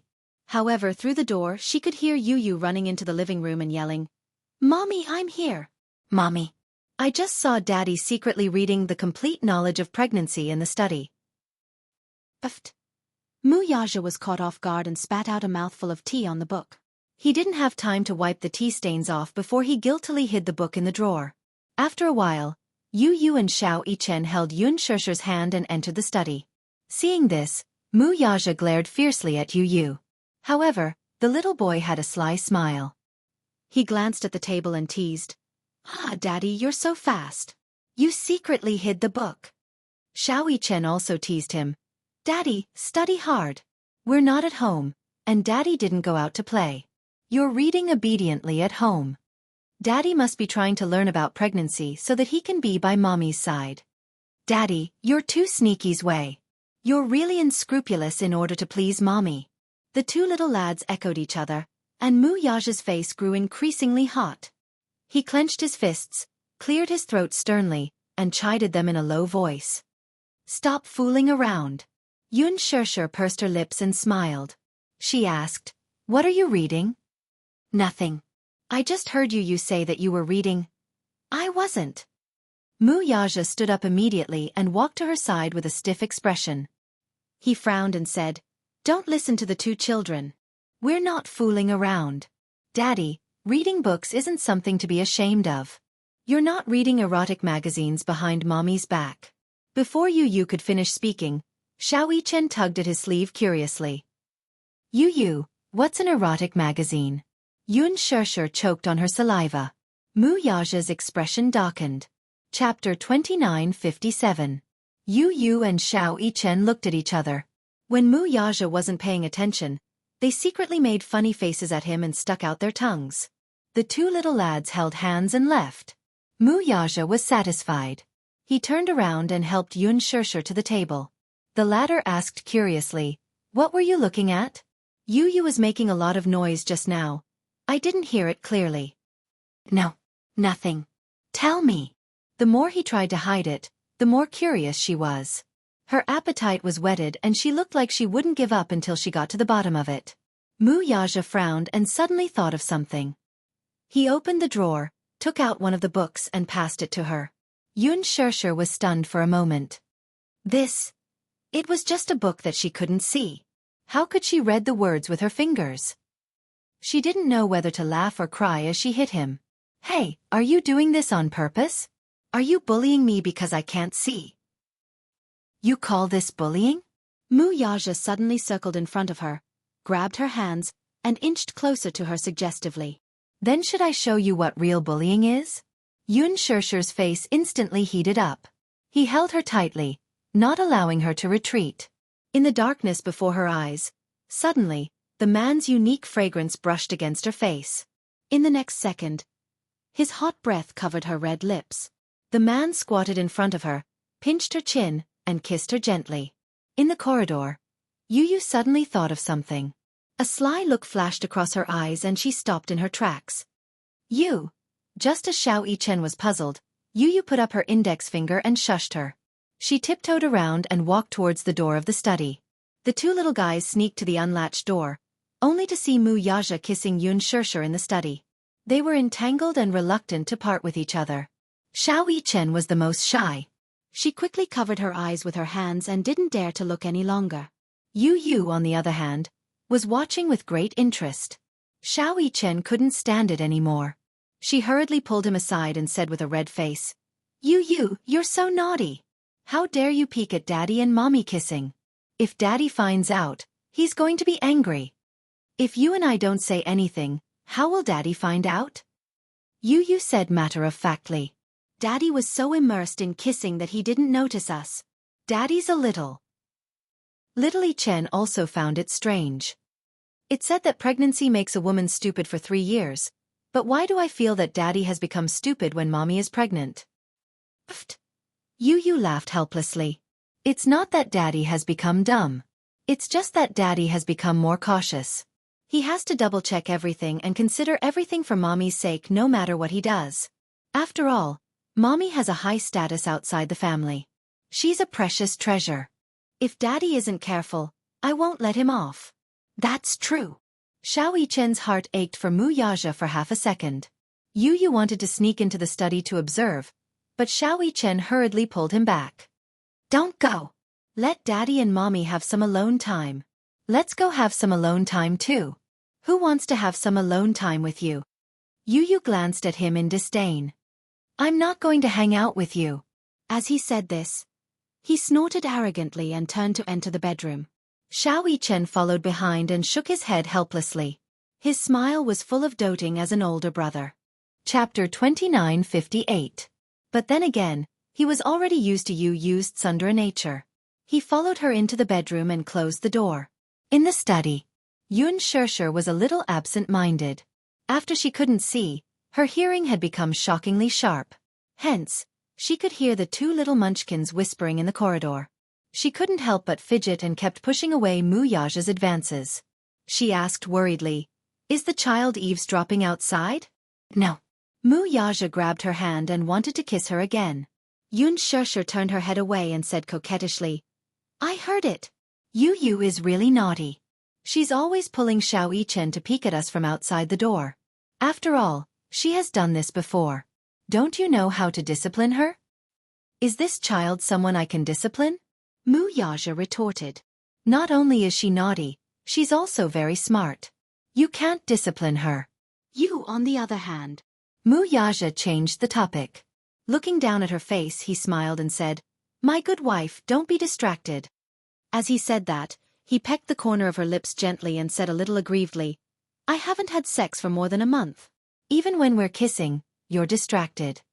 After saying that, his handsome brows furrowed slightly, as though he wanted to say something but didn't want to. Xianxia was amused by his aggrieved tone and didn't know whether to laugh or cry. You sound so pitiful. Wuxia said sternly, You don't know how painful it is for a man to be abstinent. Xianxia was speechless. She wasn't a man, so how would she know what abstinence meant for a man? Especially when they slept on the same bed. Every time she laid in his arms and slept peacefully, he would lower his head and look at her peaceful sleeping face.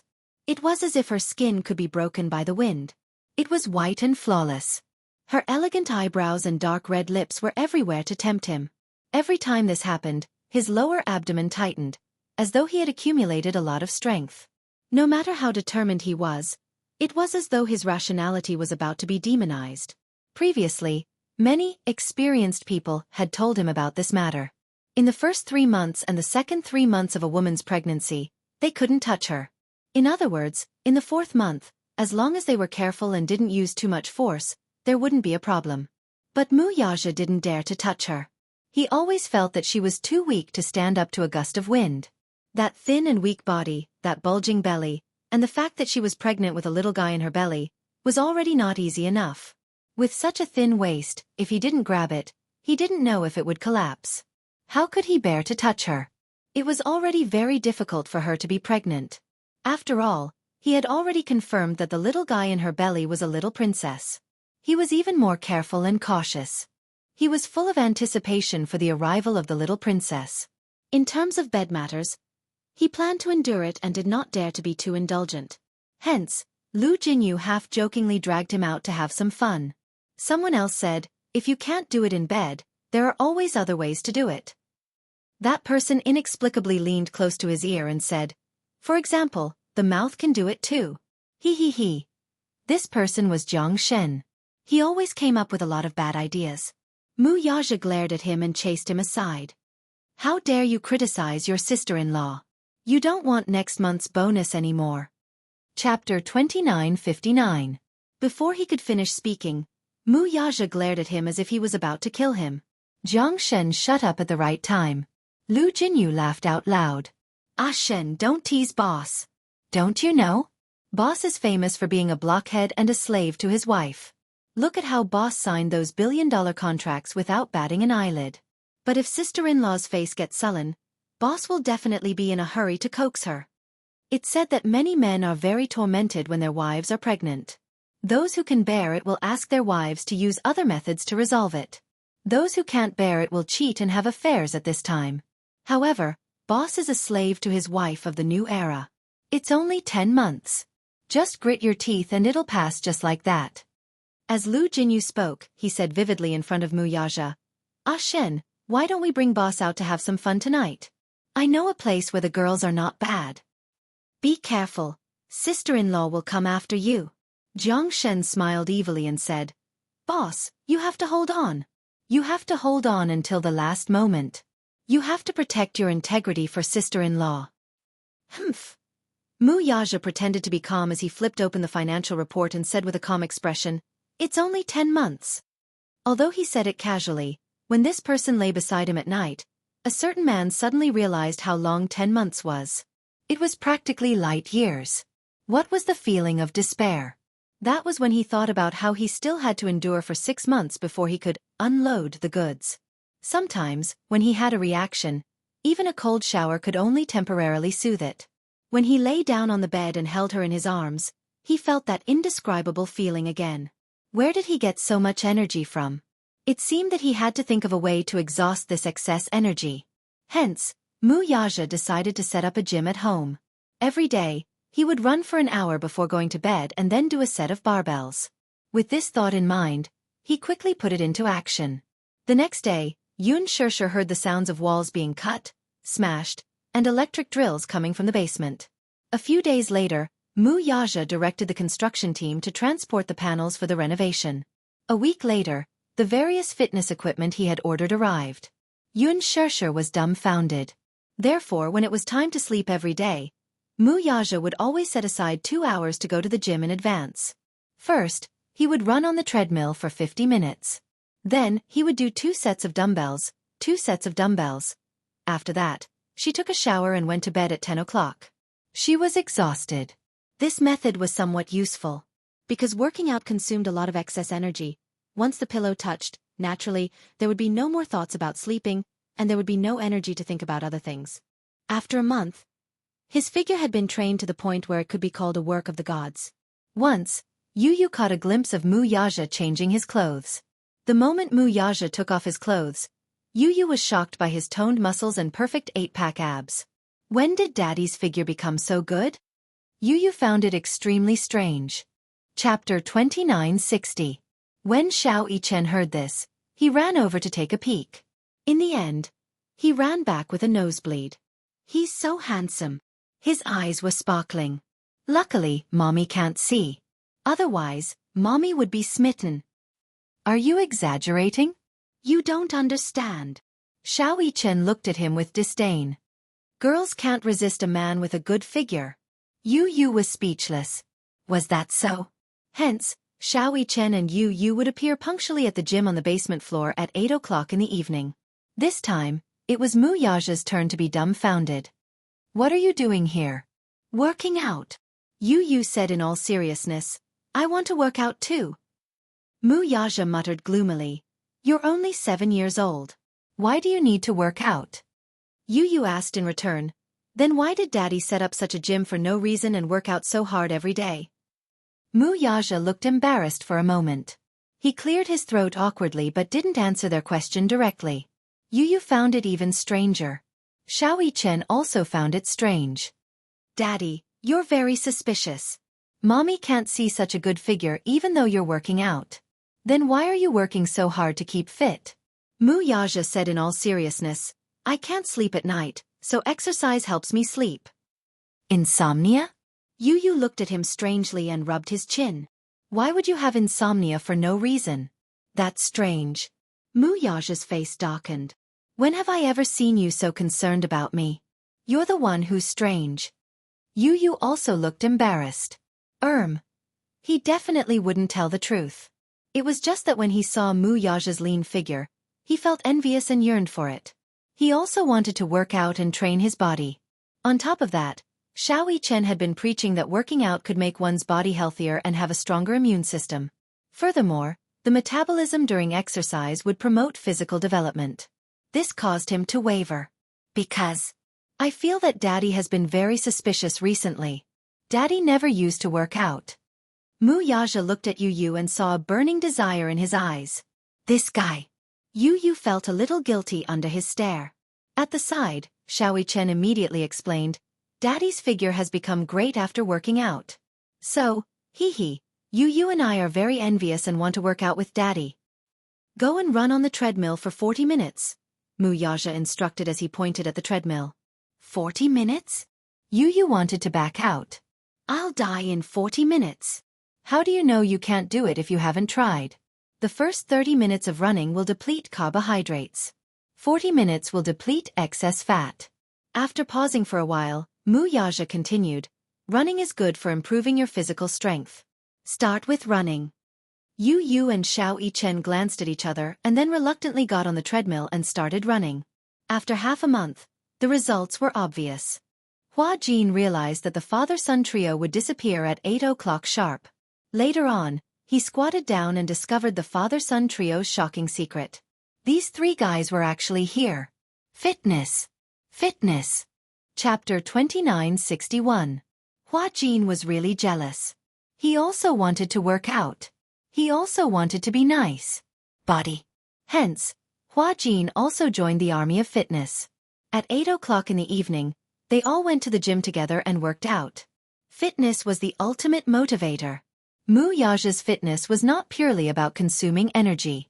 After all, it was also a good way to improve one's figure. His perseverance was definitely not a slacker either. Once he decided to work out, he would definitely persevere until the end. Because of the fitness, his figure had undoubtedly become better. Sometimes at night, when they were lying in bed, Xianxia would hug him and feel his strong abdominal muscles. She could not help but feel a little surprised. Your abdominal muscles didn't seem so obvious in the past, right? Xianxia was a little puzzled. It's a little strange. You've been so mysterious recently, and your figure has become so good? Could it be that you're working out? You guessed it right. Xianxia asked half jokingly and half seriously, Don't tell me you decided to work out to vent your excess energy. Wuxia's face was serious. Isn't it good to work out? Your figure can be very good. Your figure is so good, but I can't see it either. Xianxia was a little disappointed. You will. Wuxia hugged her tightly and smiled. When Yao is born and recuperates, we'll immediately arrange for the cornea transplant surgery. But the surgery is not something that can be done just because you want to. Xianxia felt a little wronged. After all, cornea donors can only be found by chance. I don't know when the next opportunity will come. You don't have to worry about these things. I'll worry about these things. You just need to take care of yourself and recuperate well. Don't worry about other things. Okay. Xianxia nodded. I'll listen to you. The weather was getting hotter. Unknowingly, it was already June, but the weather was already starting to get hot. Every afternoon, it was especially hot and unbearable. Every time Jin came home, he would bring ice cream for the little ones. Yu and Xianxia each held a Haagen-Dazs and ate with relish. Haagen-Dazs. Xianxia was drooling. She used to love Haagen-Dazs when she was still an office worker. This is the Hermes of the ice cream industry. Although Xianxia couldn't see, her ears weren't deaf. She heard the two little guys eating ice cream, and her saliva secreted even more. Huajin, why didn't you bring me? Xianxia asked angrily. Huajin said innocently, brother-in-law said that you can't eat cold food. Why? Xianxia asked gloomily, why can't I eat ice cream? That's not fair. Yu licked his lips, still yearning for more. When he heard his mother grumbling at the side, he explained, Daddy read in a book that pregnant women should avoid contact with ice as much as possible. I don't remember the exact reason, but in any case, Daddy's words are clear and logical. Mommy, just bear with it for a while. For the sake of sister's health, don't touch ice cream. Wuxia had read the Encyclopedia of Pregnancy before.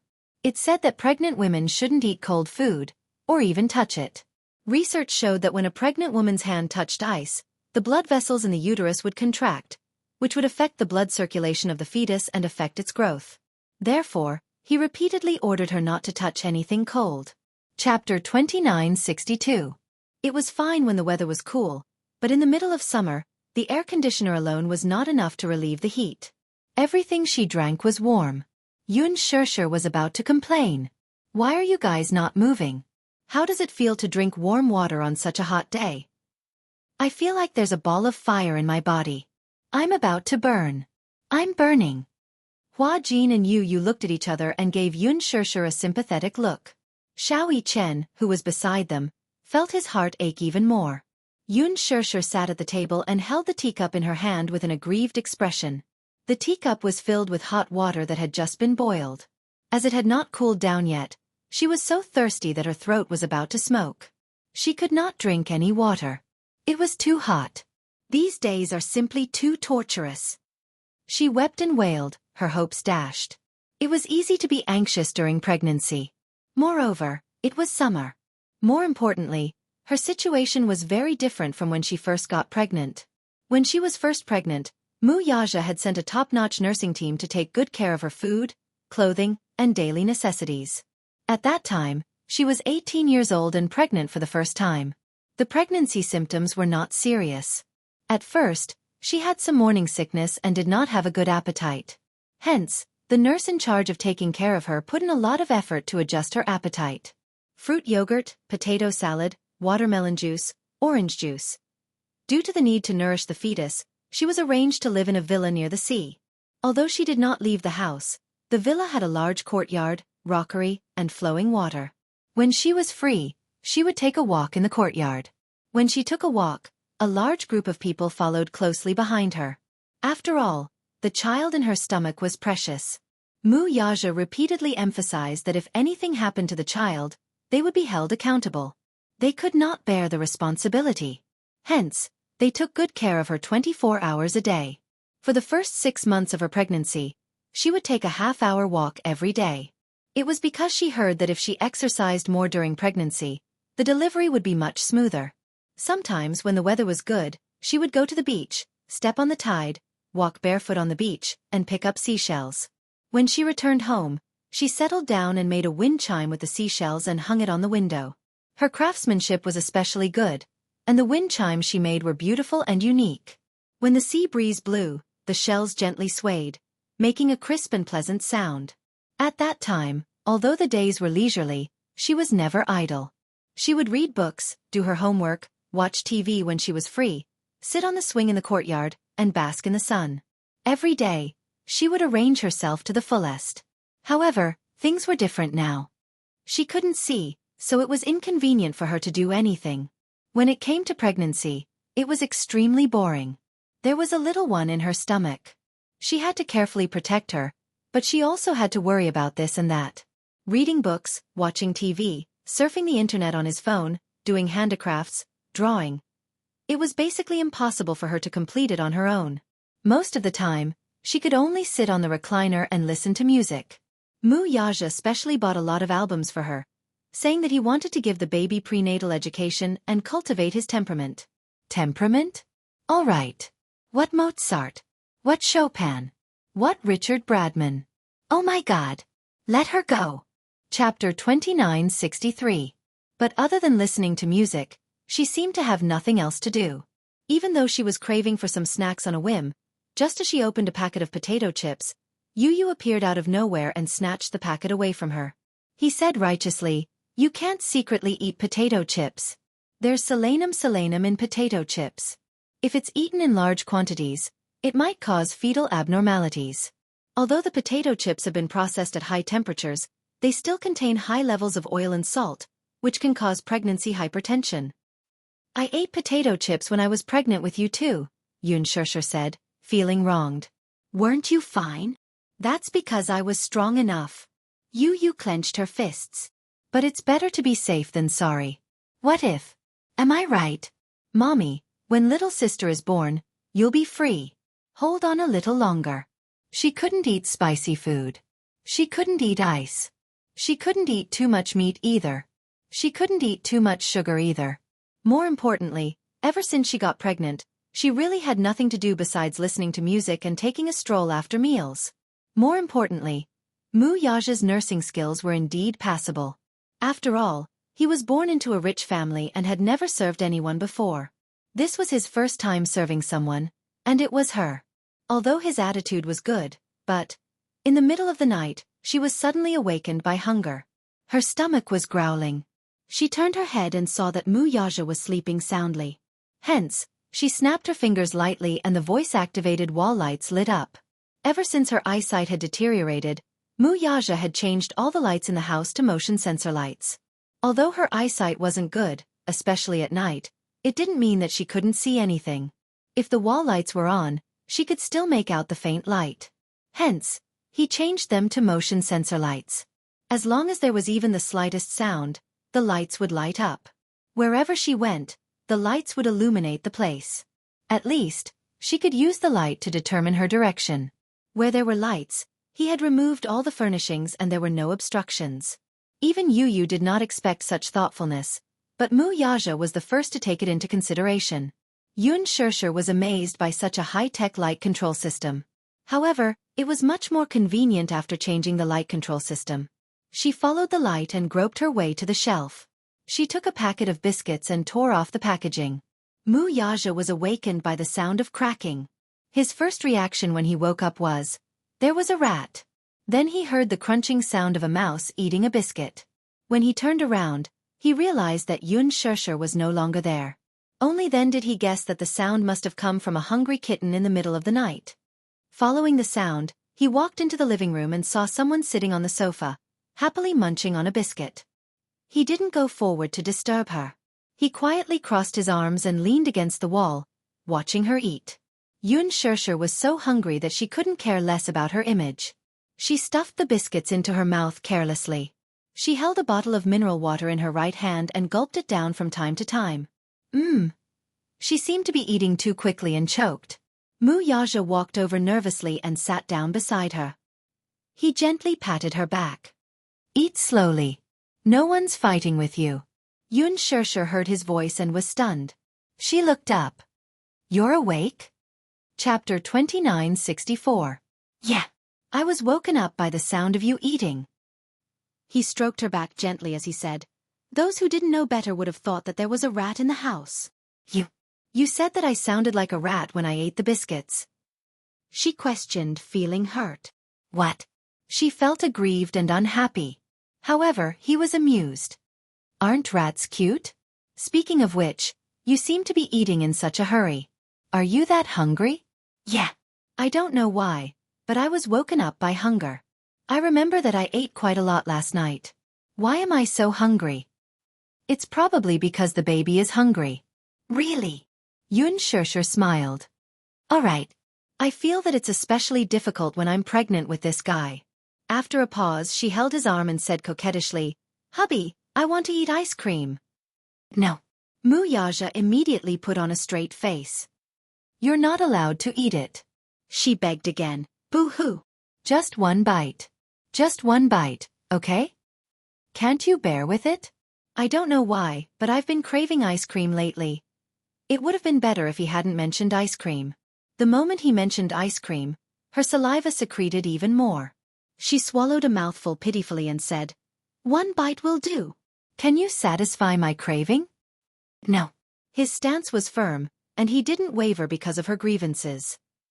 "If you can't eat it, you can't eat it. How can you be so heartless?" Xianxia said angrily, "Can't you be more open-minded?" "Madam, I'm already very open-minded. I'm doing this for your own good." "If it's for my own good, shouldn't you be looking for ice cream on the streets for me?" She was being unreasonable.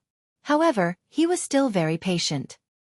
He patted her head gently and coaxed, "Be good. Go to sleep after eating. Don't think about it and you won't be hungry anymore." "But I just can't stop thinking about it." "Be good." Wuxia leaned close to her ear and said meaningfully, "I can resist not touching you for 10 months. Can't you resist not touching ice for 10 months? Xianxia's face flushed red in an instant. She clutched the corner of her pajamas tightly and said awkwardly, "I heard that. Even when you're pregnant, as long as you're careful in the first 3 months, it won't affect you in bed." No. Wuxia, on the other hand, was a conservative. He said stubbornly, "As long as there's even the slightest risk, I won't allow it." "You're being too cautious." "What if?" He suddenly held her shoulders and stared at her. "It's because I care too much that I'm careful in everything. Even if there's a little risk, I won't do it." "There's no what if. And I won't allow any what if." It was precisely because he cared too much that he was so careful about everything, no matter how big or small. He was afraid that if he was not careful, something would happen to her and the child in her stomach. Perhaps ordinary people would find it difficult to understand his feelings. He didn't want the child in his belly to be hurt at all, and he didn't want her to suffer at all. He knew in his heart that the days of pregnancy were indeed torturous. Moreover, she couldn't see or do anything. Even reading books was the most extravagant thought. That was why he had spared no effort to spare more time to accompany him. Chapter 2965. It was a good thing that he had 2 capable assistants. However, Lu Jinyu and Jiang Shen could not voice their grievances. Those who didn't know better would think that boss was pregnant for 10 months. Xianxia could only give up. She reluctantly let him hold her hand and returned to the bedroom. Wuxia carried her to the bed and covered her with the blanket. After he got on the bed, Xianxia suddenly turned around and hugged him. "Thank you." Ha! He raised his eyebrows in surprise. However, she heard her say, "Have I been making trouble for no reason recently?" Before he could speak, she continued in frustration, "I don't know why, but recently, my temper has been getting harder and harder to control. If I don't get satisfied with the small things, I feel especially anxious and want to flare up. Have I always made you angry?" "No." Wuxia smiled and said, "Madam, this is a special period now. I'll give in to you more." "In other words, even if I'm unreasonable, you won't stoop to my level?" Xianxia teased him deliberately. When Wuxia heard this, how could he not know that she was deliberately digging a hole for him to jump into? However, he was a smart person. He knew that if he said yes directly, she might be unhappy. Therefore he asked seriously, "How is this being unreasonable? Madam is righteous, gentle, and virtuous. I can't wait to dote on you." Although Xianxia knew that he was deliberately coaxing her, her heart was still as sweet as honey. "All right, stop fooling around." Wuxia pulled her into his arms and reminded her, "Sleep early." Lying in his arms, she suddenly felt a little uneasy. Is this the happiest moment of my life? Why do I feel a little uneasy?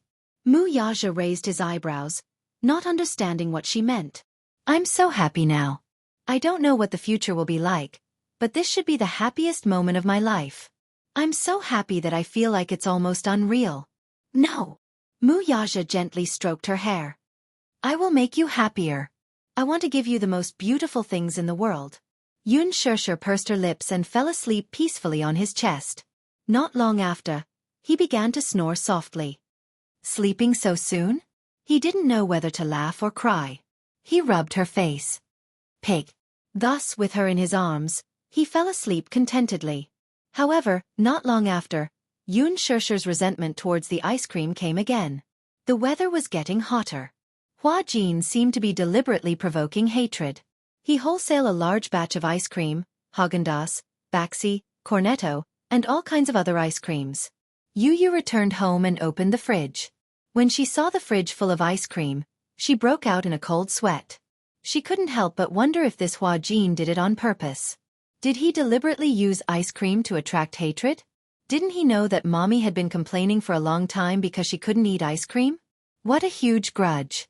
Life is hard, so don't expose it, okay? Mommy is already having a hard time. However, Hua Jin said that the weather was getting hotter. If they went out to buy ice cream every day, they would be melted by the sun just by walking. It was better to do it all at once. Yu felt that it made sense. Every afternoon, Hua Jin and the two little munchkins would sit at the entrance of the back garden, eating ice cream and chatting. Xianxia sat at the side, hugging Liang Bai Kai, her face full of resentment. Chapter 2966. Mommy, just be good. Yu muttered, bear with it for a while and you'll have a bright future. Can't I just have one bite? Not even one bite. Daddy will beat me up. Yu snorted. Xianxia covered his mouth as he snickered. He might even punish you with the crime of murdering the little princess. Yu nodded in agreement. Xianxia stood up angrily and walked slowly in their direction. When Hua Jin saw this, he immediately reached out to help her up. Sister, be careful. Xianxia flung his hand away angrily and said speechlessly, Don't touch me. I'm not your sister. Hua Jin, who was innocently implicated, cried helplessly, Why am I implicated as well? Yu didn't know whether to laugh or cry as she said, How is this being implicated? You're the real source of all evil. What do you mean by that? Hua Jin pointed at himself, wanting to cry but having no tears. How am I the source of all evil? Yu said, If you hadn't seduced Mommy on purpose, Mommy wouldn't have been so greedy. A pot floated down from the sky. It hit Hua Jin hard on the head. Hua Jin hugged the pot and said pitifully, All right, my pot. It's just pregnancy. It's not my first time. When I was pregnant with you guys, I wasn't so careful. I couldn't touch this or that. Weren't you guys healthy? When Yu heard this, she immediately cleared her throat and pouted. That's not fair. Xianxia's body is so strong, but Mommy, have you forgotten that I spent most of my time in the hospital before I was 4 years old? So it turns out that you didn't take good care of the fetus during your pregnancy. Perhaps my poor physical fitness is related to this. It would have been better if she had not explained it this way. Once she did, Yu felt that Wuxia was right. She was even more convinced of the importance of taking care of the fetus. Another pot was thrown from the sky, and this time, it was directly smashed on Xianxia's head. She was completely confused as she silently cursed in her heart. Your physical fitness isn't good. It's not because you're in the nurturing period. Xianxia explained innocently, You and Xianxia are twins. The doctor said that when you were in my stomach, you were competing for nutrients. You couldn't compete with Xianxia. Also, you were born prematurely 8 months ago. Because you were born prematurely, you were weak. Why is it premature? Yu asked curiously, blinking. The doctor said that it's because of the anxiety during the pregnancy, plus. At that time, when she was more than 7 months pregnant, Xianxia asked for permission to meet Xianxia. That period of time was when the Yun family was at its most difficult. However, even though they had been meeting, Xianxia was very extreme about her surrogacy. He was once so proud. How could he watch his beloved daughter use her body as the price to repay the Yun family's debt? This debt to the loan sharks might be cleared in an instant. However, the guilt he felt toward her was something that he would never be able to repay in this lifetime. Therefore, every time they met, the father and daughter would sit opposite each other. He would always think of all sorts of ways to persuade her to abort the child. Xianxia's thinking was very simple, but he did not know that if she were to abort the child, it would be even more harmful to her body. Chapter 2967. Hence, during that period of time, the pressure and burden on her heart were too heavy. Her first child was twins. Furthermore, she was only 18 years old when she got pregnant. Compared to other pregnant women of her age, the preterm delivery rate was 11 times higher. Furthermore, her emotions fluctuated greatly. One morning, when she woke up, she had just gotten out of bed and walked a few steps when she felt something strange in her body. On the way back to school, in the car, She suddenly felt a warm liquid sliding down her thighs. It turned out that her amniotic fluid had broken. As there was still a long way to go before the due date, no one had expected the sudden premature birth. She was then rushed to the hospital. Fortunately, her life was saved. Hua Jin suddenly mumbled, "If it's just a little bit, it shouldn't be a problem, right?"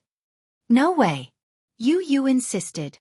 "If anything happens to mommy, daddy will tear you to pieces." Hua Jin swallowed his saliva in horror. So brutal. Of course. His sister is his life. With her around, we'll lose our status. As he spoke, Yu and Xianxia hugged each other and cried. "Xianxia, I suddenly feel so sad." Xianxia was speechless. When did these two little guys become so dramatic? Xianxia argued with the three of them for a long time, but it was all in vain. However, this stubbornness didn't diminish at all. Especially at night, when she was forced to lie in bed and cover herself with a thin blanket. Because a certain man solemnly said that pregnant women shouldn't be exposed to too much air conditioning and that it wasn't the dog days of summer yet, Mu Yaja only turned the air conditioner fan on. She begged him to turn it on, and he finally turned it to 29 degrees. 29 degrees. Wasn't that the same as not turning it on? Because of the stuffy heat in the house, she missed the sweet and frosty taste of ice cream. Hence, for some reason, she got out of bed and tiptoed to the man's room. Pushing open the door, she made her way to his bed. "Pa!" A hand covered Hua Jin's face. Hua Jin was sleeping soundly. In his dream, a terrifying hand suddenly reached out towards him and touched his face. He was startled awake from his dream and saw Xianxia sitting by his bedside, softly calling out to him, "Hua Jin, wake up." "What's wrong?" Hua Jin immediately sat up nervously and looked at her worriedly. "Are you not feeling well?" "I really want to eat ice cream." "Hua Jin, can you take me to eat ice cream?" "Hua Jin." He looked at her with a puzzled expression. He really didn't know what kind of obsession made her come all the way to his room in the middle of the night to beg him to take her to eat ice cream. His room was quite a distance away from hers, and there was even a staircase. It must have taken her a lot of effort to find her way here. "Is it necessary?" Hua Jin was about to cry from laughing. "Do you really want to eat ice cream that much?" Yes. Whenever I hear about ice cream, I salivate." Chapter 2968. Hua Jin, if you can't even fulfill such a small request, I'm going to be depressed. Hua Jin looked at her with heartache. Perhaps in the eyes of others, such a request was too pretentious. But to him he could understand it very well. When other people were pregnant, at least their eyes were useful. Even if they had a strong desire for something, they could still do other things to distract themselves. But she couldn't. She couldn't do anything. She couldn't do anything. She could draw, embroider, read, watch television, surf the internet, play games. She even needed someone to support her when she took a walk. It was extremely boring. Probably not many people could tolerate it. Or perhaps if it were someone else, they would probably be diagnosed with depression.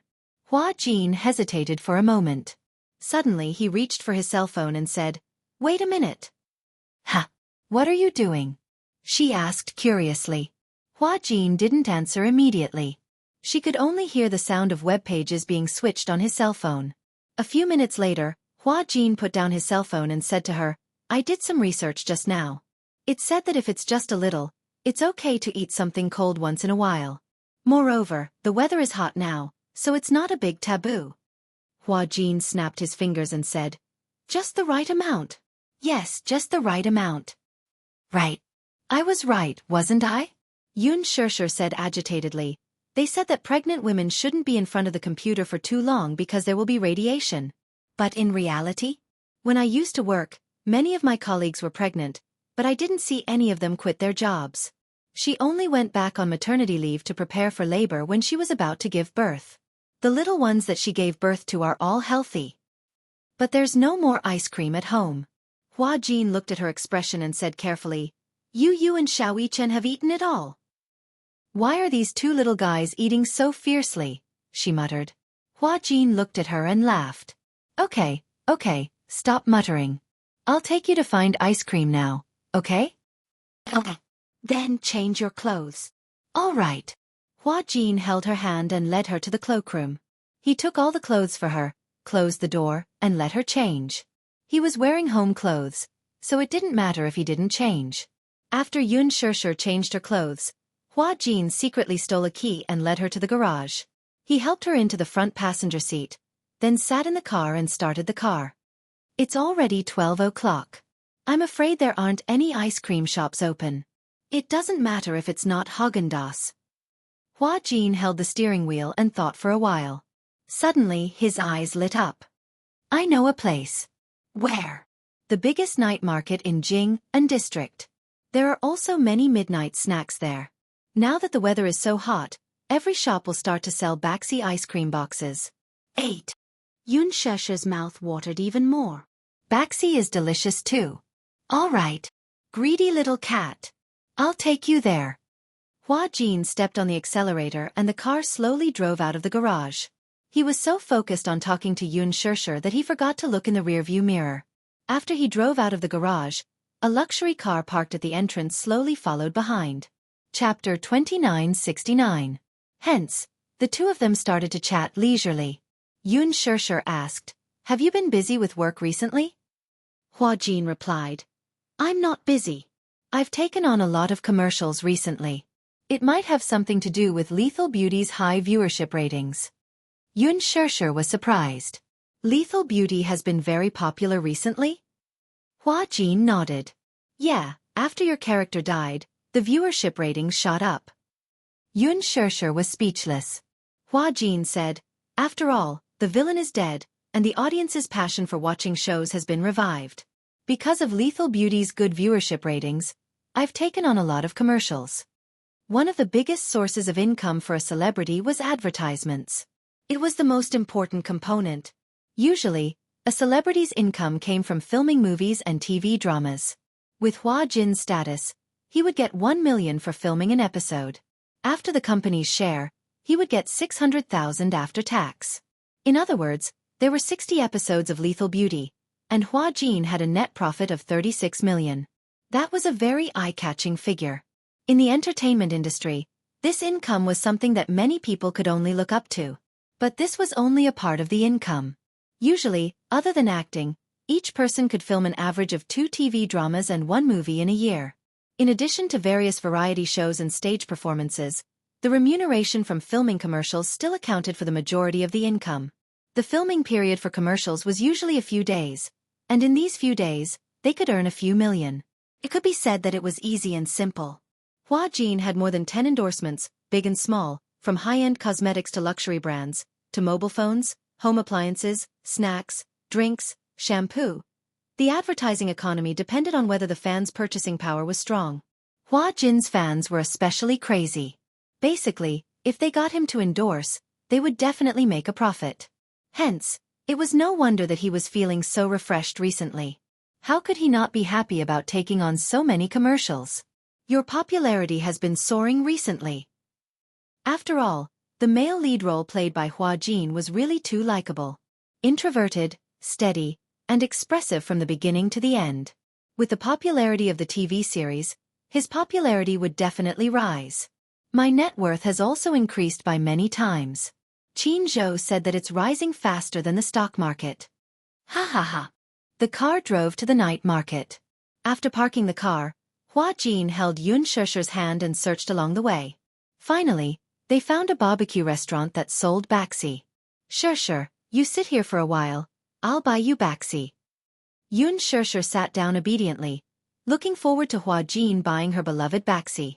3 minutes later, Hua Jin bought 2 servings of Baxi, one with strawberry flavor and the other with chocolate flavor. He walked over with a smile on his face, handed her the box of strawberry flavor ice cream, and opened it for her. Here. Spoon. He handed over a spoon, but just as he sat down, he suddenly sensed a cold aura beside him. He couldn't help but shiver. He raised his head and his gaze fell on the man standing behind Xianxia. He immediately sucked in a breath of cold air. His eyes widened as if he had seen a ghost. Xianxia heard him suck in a breath of cold air and was also shocked. Her hand that was holding the spoon suddenly froze. She asked nervously, Hua Jin, what's the matter?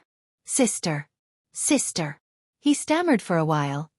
Incoherent. He was obviously scared out of his wits. This made her nervous too. I'm here. Why are you calling me? Chapter 2970. Brother-in-law. Xianxia was stunned when she heard the word brother-in-law. Brother-in-law? For a moment, her mind was racing. Hua Jin's brother-in-law, isn't he? Xianxia froze and turned her head mechanically. Even though she couldn't see clearly, she could see a tall figure in her hazy vision. He was tall and seemed to be dressed in black casual clothes. She couldn't see his face clearly, but his imposing aura and Mu Yaja's unique aura made her realize she had been caught red-handed. Why did he follow them here? Xiaxia's face was especially stiff. Hua Jin, on the other hand, gulped nervously and laughed. Brother-in-law, why are you here? He smiled ingratiatingly while cursing silently. How did he find his way here? Could it be that they had a GPS tracker on them? When Hua Jin was making up a story, Mu Yaja smirked.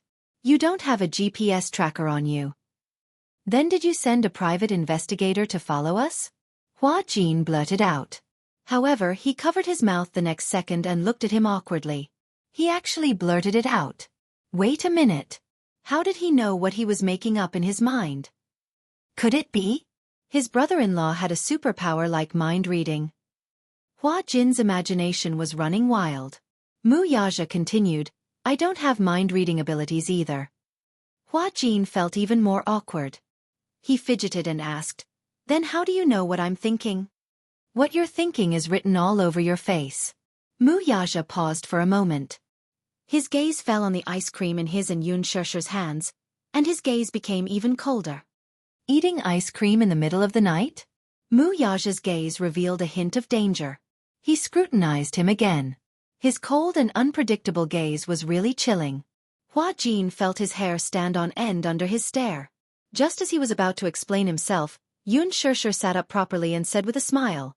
Hua Jin said that he suddenly wanted to eat ice cream, so I accompanied him here. She smashed the big wok on Hua Jin's head. Hua Jin. What? He was betrayed just like that. Hua Jin was trembling in fear. Hearing this, Mu Yaja's meaningful gaze landed on him. Startled, he was about to clear his name from the suspicion, when Mu Yaja interrupted him. But unexpectedly, Xianxia seemed to know what he was going to explain. She reached her hand under the table and pinched Hua Jin's thigh. Hua Jin shuddered as his eyes turned red from the pain. He subconsciously blurted out, Yes, sister is right. Only then did Xianxia let go. She looked uneasy. Hua Jin was in so much pain that he was about to cry. He immediately used his palm to caress the area where she had pinched him just now. Tears were streaming down his face. He felt bitter inside, but he didn't say it out loud. Mu Yaja obviously saw Xiaxia's little action, but he deliberately didn't expose her. His gaze was unfathomable as he smiled slightly. Hua Jin smiled. I don't know why, but when I woke up in the middle of the night, I really wanted to eat ice cream. But it was too boring to eat it alone, so I dragged her along to accompany me. So? Mu Yaja glanced at him coldly. You're pregnant too? The atmosphere was awkward. What was he most afraid of? He was most afraid of the sudden silence in the air. Hua Jin sat up uneasily. He touched his belly and laughed dryly. Maybe? Ha ha ha. Brother-in-law, your cold joke is so cold. Chapter 2971. Don't stare at me like that anymore, okay? Please, please. I'm also very innocent. Hua Jin chanted the great compassion mantra in his heart as he stood in the middle of Mu Yaja's freezing ray. Xianxia teased, I don't know why, but Hua Jin suddenly had a craving and wanted to eat baxi. I thought that since I couldn't sleep, I would accompany him to look for food. Haha. Mu Yaja also sneered. Haha. Xianxia was speechless. Hua Jin was speechless. The two of them were silently pleading in their hearts. You'd better not laugh. Crying is better than laughing. Xianxia felt extremely guilty. However, she heard Mu Yaja actually sit down beside her and turn to look at Hua Jin. He propped his chin up lazily and looked at him like a loving elder looking at a junior. Hua Jin became even more uneasy.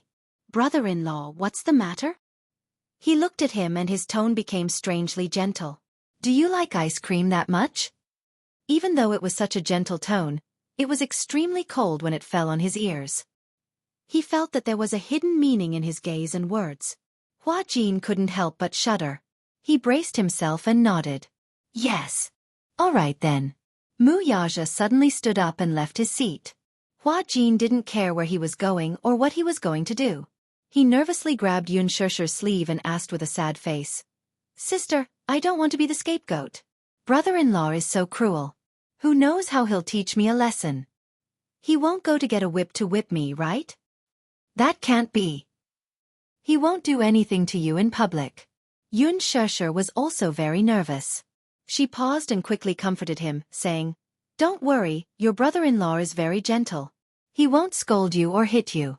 If he dares to hit you, I'll definitely stand in front of you. Really? Hua Jin was skeptical when he heard footsteps behind him. He turned around doubtfully and saw Mu Yaja holding 2 large buckets of baxi in his hands. He walked to his side and placed them in front of him. I'll treat you. Hua Jin froze. These 2 large boxes of 8 happiness contained 5 small boxes of 8 happiness. As Hua Jin stared blankly, Mu Yaja sat across from him and looked at him calmly. Let's eat. We'll buy more if it's not enough. It's my treat. Hua Jin showed a reluctant expression. That's not good, is it? Yunshusher couldn't see, but she could hear Hua Jin's voice. It sounded like he was about to cry. Didn't you say you wanted to eat? Mu Yaja smiled deeply. If you don't eat. Hua Jin looked at him eagerly. Mu Yaja's voice turned cold. If you don't eat, don't blame me for being rude. Yunshusher just sat by the side in a dignified manner.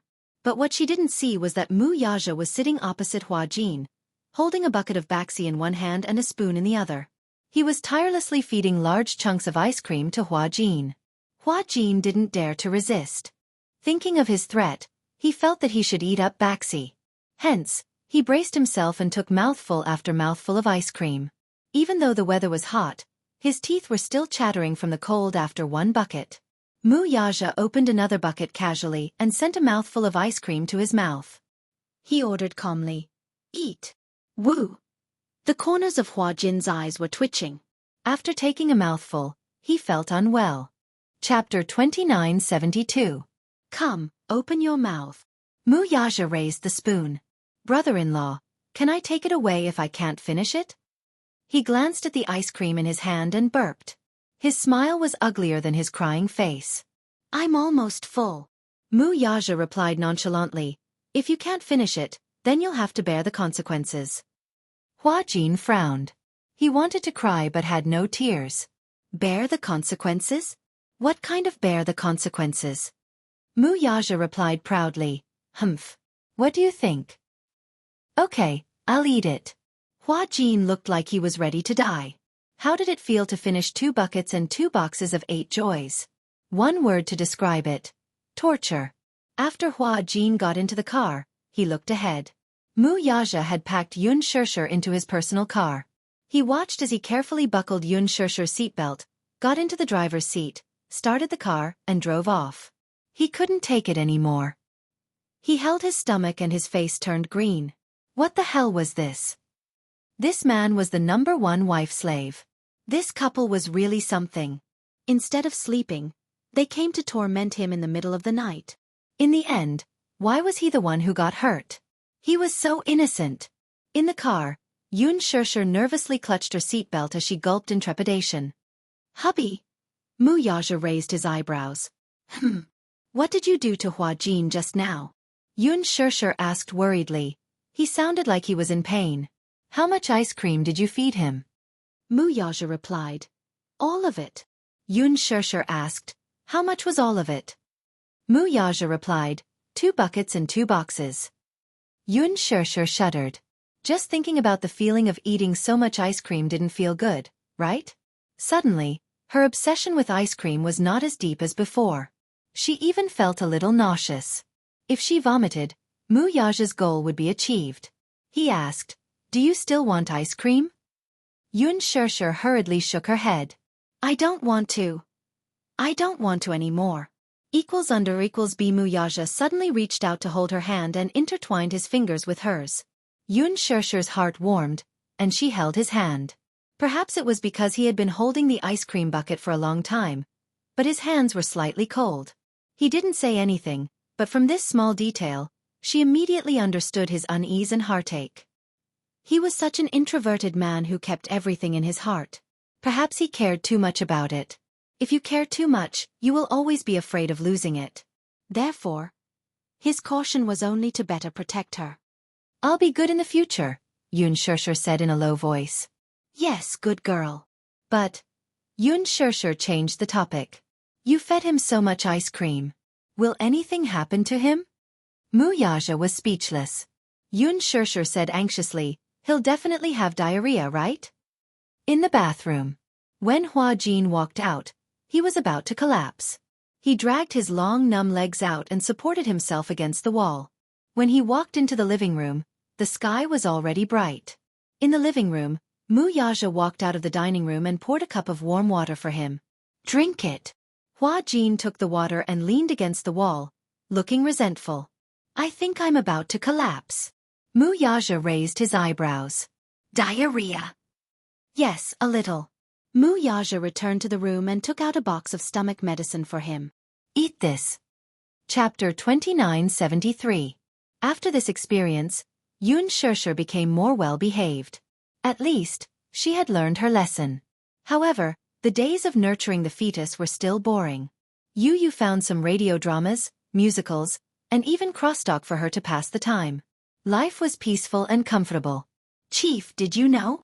The Mu group recently released news of their wedding. Mu Yanqing is getting married to Xianxia soon."